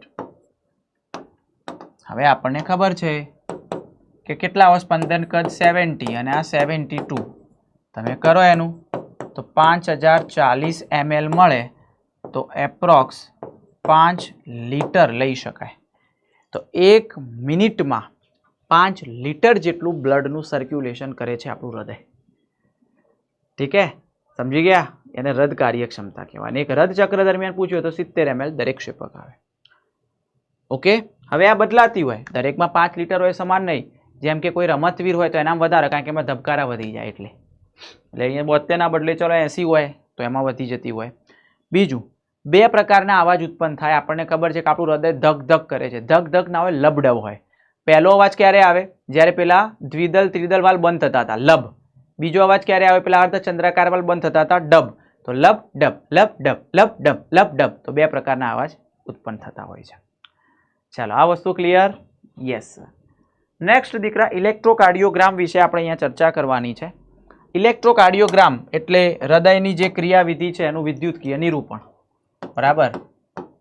તમે હોસ્પિટલમાં ગયા હોય પેલી લાઈન ઉપર નીચે અવાજ આવતો હોય, પી પી પી એવો અવાજ, અને લાઈન સીધી થઈ જાય એટલે કે ભાઈ સારા હતા. બરાબર. તો હૃદયની ક્રિયાઓનું વિદ્યુતકીય નિરૂપણ. એને કહેવાય ઇલેક્ટ્રોકાર્ડિયોગ્રાફ. એ જે ગ્રાફ બતાવે એને ગ્રાફ કહેવાય, ને સાધન હોય એને ગ્રામ કહેવાય, ઇલેક્ટ્રોકાર્ડિયોગ્રામ કહેવાય. બરાબર. એમાં જે ઇલેક્ટ્રિક લીડ હોય છે, જે તાર ગોઠવ્યા હોય, બરાબર, તો એ ક્યાં ગોઠવ્યા હોય છે દીકરા? બે કાંડા ઉપર, બરાબર, અને એક ડાબા પગની ઘૂંટી ઉપર ગોઠવેલો હોય નીચે. એટલે ટોટલ 3 હોય છે. આમ તો ઘણા બધા હોય, બટ મેઇન 3 હોય છે. તો 3 ઇલેક્ટ્રિક લીડ છે.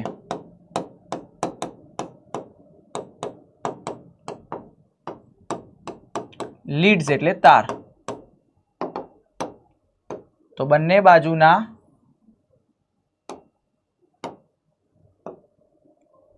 હાથના કાંડા ઉપર અને એક ડાબા પગની ઘૂંટી ઉપર.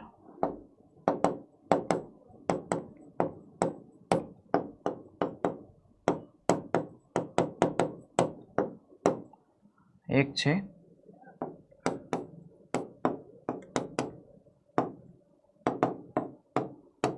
ઘૂંટી ઉપર, બીજા જરૂર મુજબ શરીરમાં ગોઠવવામાં આવતા હોય છે. બીજી વસ્તુ બેટા, આની અંદર આવો એક આલેખ મળે છે. એમાં પી શું દર્શાવે? પી નો મતલબ શું થાય સર? તો પી મીન્સ કર્ણકોનું સંકોચન થઈ રહ્યું છે. શું થઈ રહ્યું છે બેટા? કર્ણકોનું સંકોચન, વિધ્રુવીકરણ કહેવાય એને. અને QRS આ 3 ભેગા મળીને શું દર્શાવે? કે ક્ષેપકોનું સંકોચન થઈ રહ્યું છે. હમણાં કીધું ને સંકોચન ને બધું, એ તો અહીંયા ક્ષેપકોનું સંકોચન.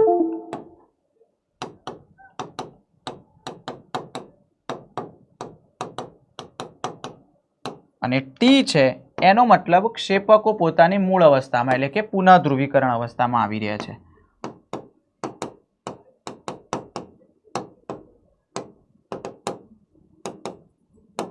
સંકોચન લખો અથવા ધ્રુવીકરણ લખો, વિધ્રુવીકરણ બે સેમ જ થાય. બરાબર છે. એટલે આનો અંત આવી જશે, એટલે ક્ષેપકો સંપૂર્ણ એનું સંકોચન પૂરું થઈ ગયું છે. પાછું નવું સ્ટાર્ટ થઈ જશે અહીંયાથી. એટલે પેલો પાછો પીક તરંગ આવી ગયો. હવે આ QRS ની તમે સંખ્યા ગણો, 1 મિનિટમાં જેટલા QRS હોય, આ 1 પેલા 2, તો એ તમારા ધબકારા.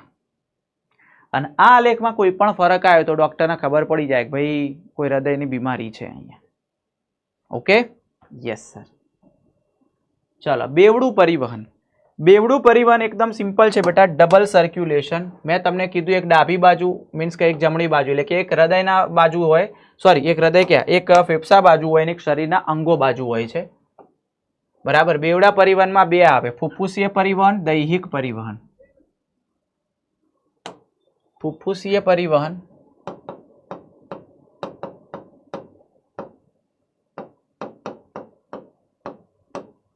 દૈહિક એટલે શરીરના અંગો તરફનું પરિવહન.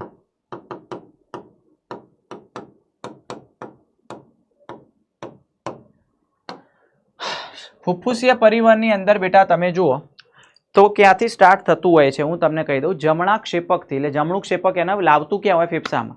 એટલે જમણું ક્ષેપક આવે, એમાં ફુફ્ફુસીય ધમની આવે, પછી ફેફસા આવશે, અને ફેફસા પછી આવશે ફુફ્ફુસીય શિરા, અને એ લઈ જશે ડાબા કર્ણકમાં. તો એ લખી શકાય જમણું ક્ષેપક. બરાબર. ત્યાંથી આવશે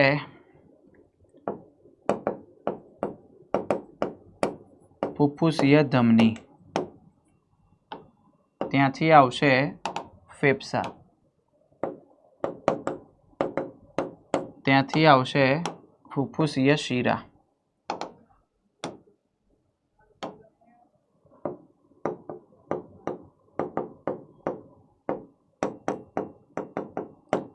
and then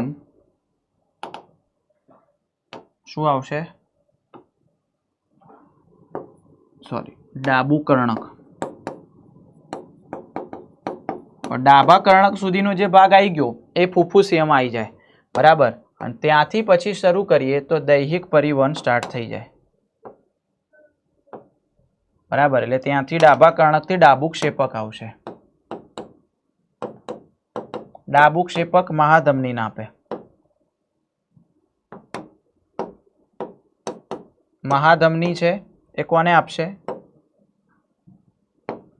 તો ડાબા ક્ષેપક, સોરી, શરીરના વિવિધ અંગોને.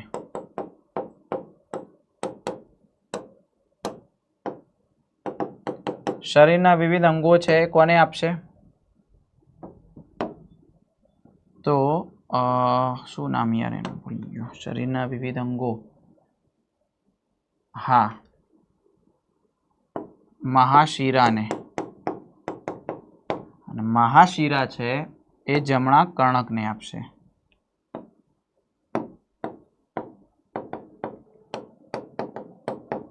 અને હવે જમણું કર્ણક છે જમણા ક્ષેપકને આપે. આ રીતે થાય.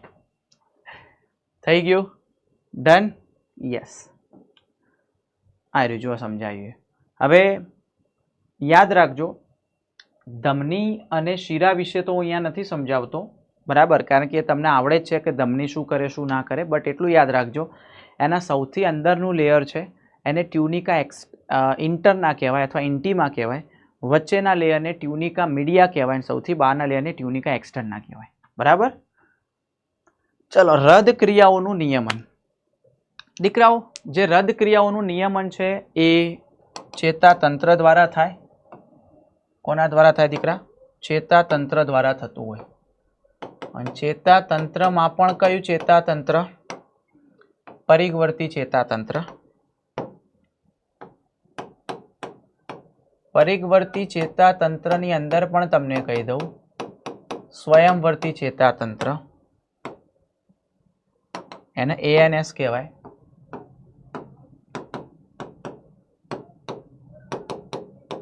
સ્વયંવર્તી ચેતાતંત્રમાંથી બે ચેતાઓ નીકળતી હોય છે. એક જ મિનિટ, કોલ આવે છે. બરાબર, બે ચેતાઓ નીકળતી હોય છે.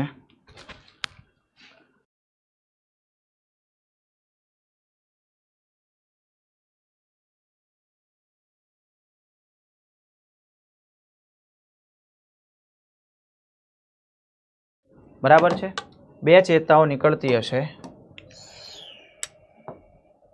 અનુકંપી, પરાનુકંપી. બરાબર, અનુકંપી, પરાનુકંપી બંને અસર કરે એસે ગાંઠને. એસે ગાંઠને અસર કરશે બંને.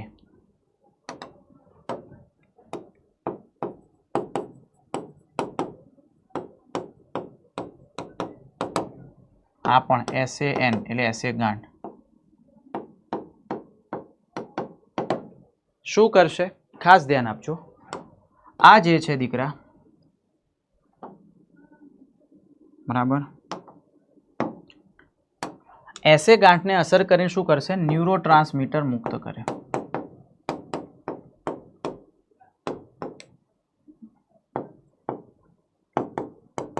એડ્રીનાલિન અને નોર એડ્રીનાલિન.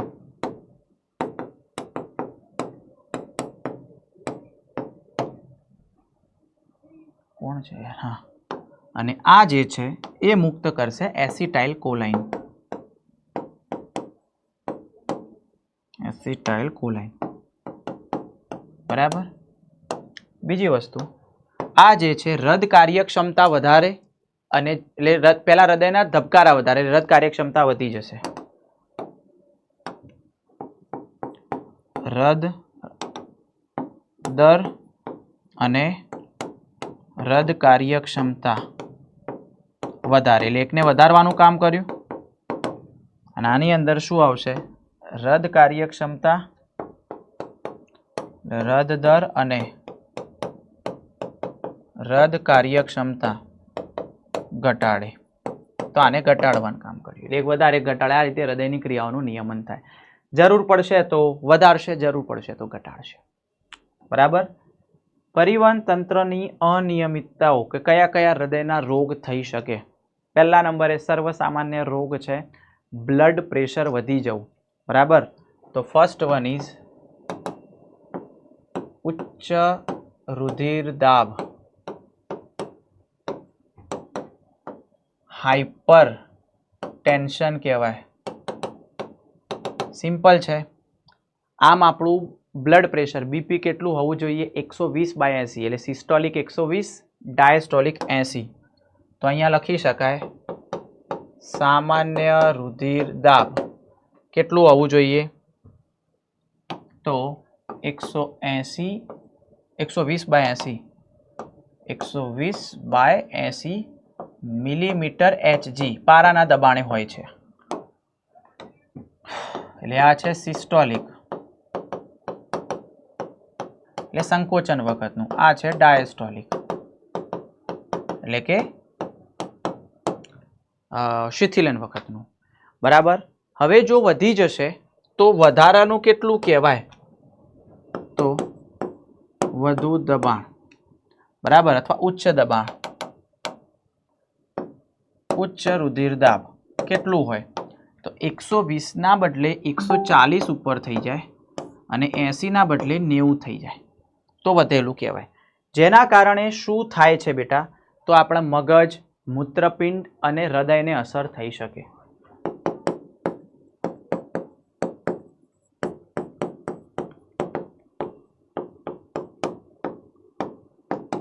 ચાલો, રુધિર દાબ કોના દ્વારા મપાય છે બેટા? સ્ફિગ્મોમેનોમીટર. તો સ્ફિગ્મોમેનોમીટર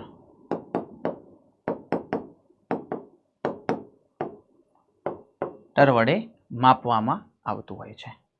ચાલો, એક આ વસ્તુ ક્લિયર? Yes sir. બીજી આગળ વાત કરીએ.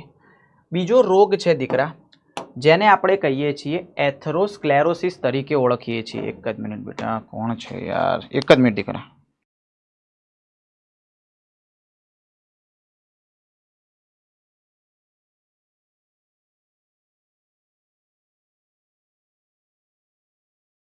ચાલો, બીજા રોગ છે, શું નામ બોલ્યો? એથેરોસ્ક્લેરોસિસ.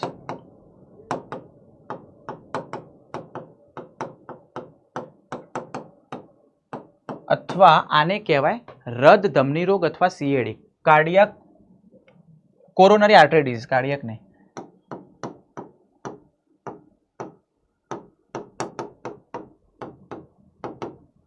આમાં શું થશે બેટા? જે રુધિર વાહિની હશે એ રુધિર વાહિનીની અંદર એનું પોલાણ સાંકડું થતું જશે. બરાબર. એટલે કે એની અંદર ભરાવો થતો જશે. કોનો ભરાવો થાય? તો તમને કહી દઉં, અહીંયા ચરબી, તંતુમય પેશી, કેલ્શિયમ, પછી કોલેસ્ટેરોલ, આ બધાનો ભરાવો થાય. તો એના કારણે શું થશે બેટા? પોલાણ ઘટી જશે એટલે બ્લડ પ્રેશર વધી જાય. ચાલો, એક આ વસ્તુ ક્લિયર થઈ ગઈ અહીંયા. ત્યાર પછી દીકરા થર્ડ નંબરે અહીંયા આવે છે એન્જાઇના. એન્જાઇના અથવા એન્જાઇના પેક્ટોરિસ પણ એને કહેવાય. Third one. જો આ થયું છે તો આ રોગ થશે.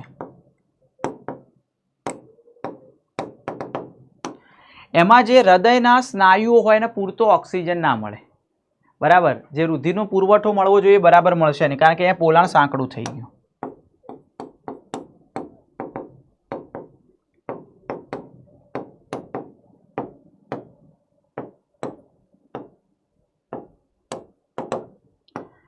એથેરોસ્ક્લેરોસિસ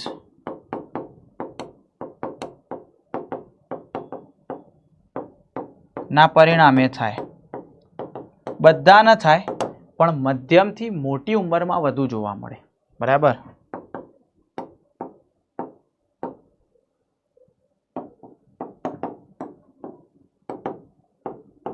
વધુ સામાન્ય. ચાલો, એક આ વસ્તુ ક્લિયર થઈ ગઈ દીકરાઓ? યસ. એના પછી બેટા થર્ડ નંબરે છે હૃદયનું નિષ્ફળ જવું. હવે એમાં હૃદયનું નિષ્ફળ જવું એટલે હૃદયનું કાર્ય શું છે? શરીરને રુધિર પહોંચાડવું, પણ એ જ નહીં પહોંચાડી શકે જરૂરિયાત પ્રમાણે, તો હૃદયનું નિષ્ફળ જવું કહેવાય. Heart failure.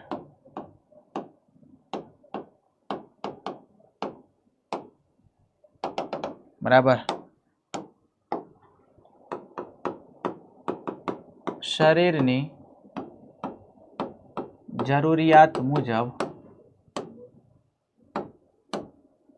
રુધિર ન પહોંચાડી શકે.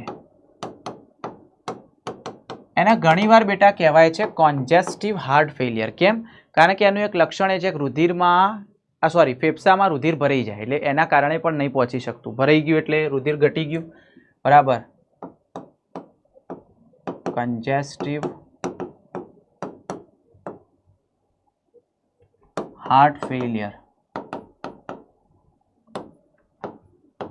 ફેફસામાં રુધિરનો ભરાવો.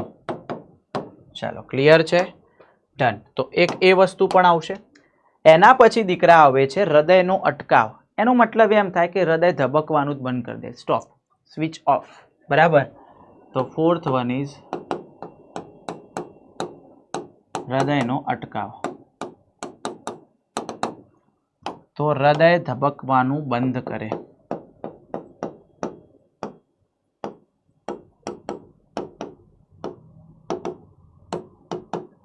એને આપણે શું કહીએ છીએ? હૃદયનો અટકાવ. અને છેલ્લું આવે છે બેટા હૃદયનો હુમલો. બરાબર, અથવા એને આપણે હાર્ટ અટેક કહીએ છીએ. એટલે હૃદયને પૂરતું રુધિર નહીં મળે તો હૃદય સ્નાયુ નુકસાન પામશે. બરાબર. તો ફિફ્થ વન ઇઝ હૃદયનો હુમલો અથવા હાર્ટ અટેક કહેવાય.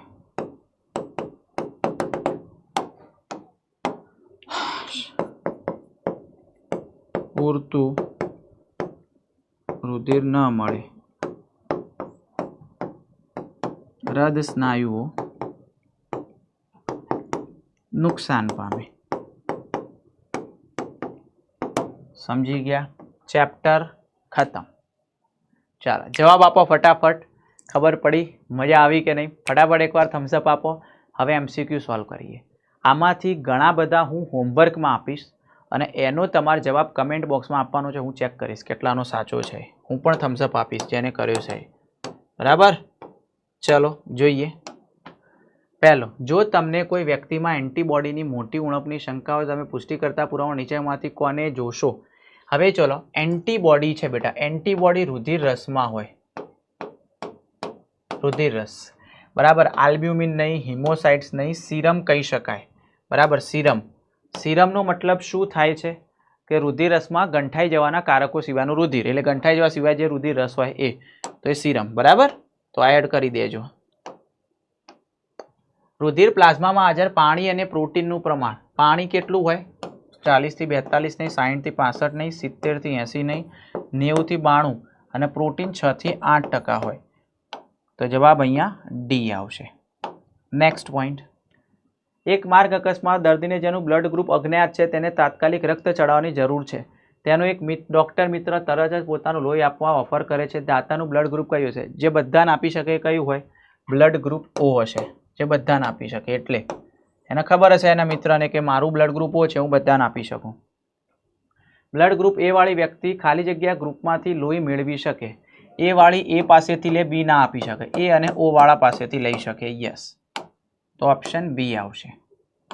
નેક્સ્ટ દીકરા, માનવ બાળકમાં એરિથ્રોબ્લાસ્ટોસિસ ગર્ભરોગ આના કારણે થાય. દંપતીના રક્ત જૂથોની અસંગતતા નહીં, ભ્રૂણ અને માતાના રક્ત જૂથની અસંગતતા, આરએચ ફેક્ટરનું અયોગ્ય ગોઠવણી, આ બધા નહીં. તો ઓપ્શન બી આવે. માતા અને ભ્રૂણ જવાબદાર છે. જો આરએચ નેગેટિવ હોય માતા અને પિતા આરએચ પોઝિટિવ હોય તો એરિથ્રોબ્લાસ્ટોસિસ ગર્ભની સ્થિતિ થઈ શકે. આ સ્થિતિ કોને આરએચ એન્ટીબોડી આપીને ટાળી શકાય.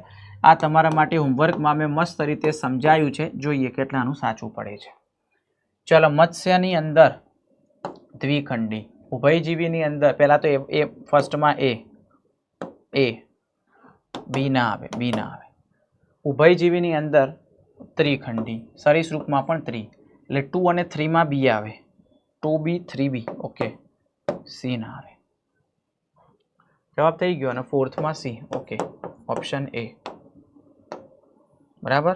ચલો નેક્સ્ટ ક્વેશ્ચન. નીચેનામાંથી કેટલા વાલ્વ ફક્ત ઓક્સિજનયુક્ત રુધિરના સંપર્કમાં આવે છે? મોસ્ટ ઇમ્પોર્ટન્ટ છે આ પણ હોમવર્કમાં. જોઈએ કેટલાનું સાચું પડે છે.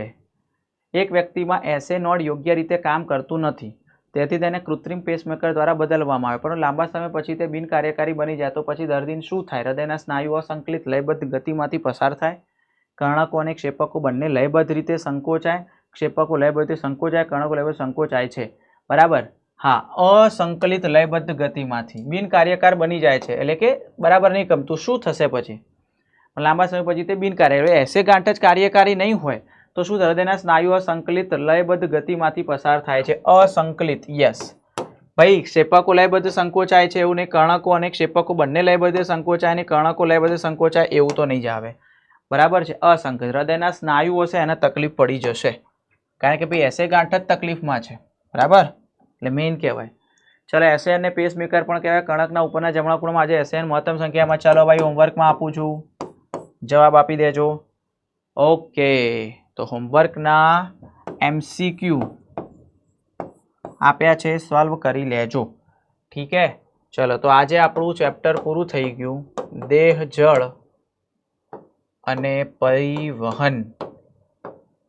બરાબર, તો દેહ, જળ અને પરિવહન ચેપ્ટર આપણું પૂરું. તો બેટા ખૂબ મજા આવી હશે એવી આશા રાખું છું. અને MCQ સોલ્વ કરી અને કમેન્ટમાં આન્સર આપવાનું ભૂલતા નહીં. તો ભાઈ જાગતા રહેજો, સતર્ક રહેજો, વાંચતા રહેજો, લખતા રહેજો, ભણતા રહેજો. તો રિઝલ્ટ ડેફિનેટલી 100% આવતું રહેશે. અહીંયા સુધી રાખીએ છીએ. ખૂબ મજા આવી આજના સેશનની અંદર. તો ખૂબ ખૂબ આભાર એન્ડ બાય બાય.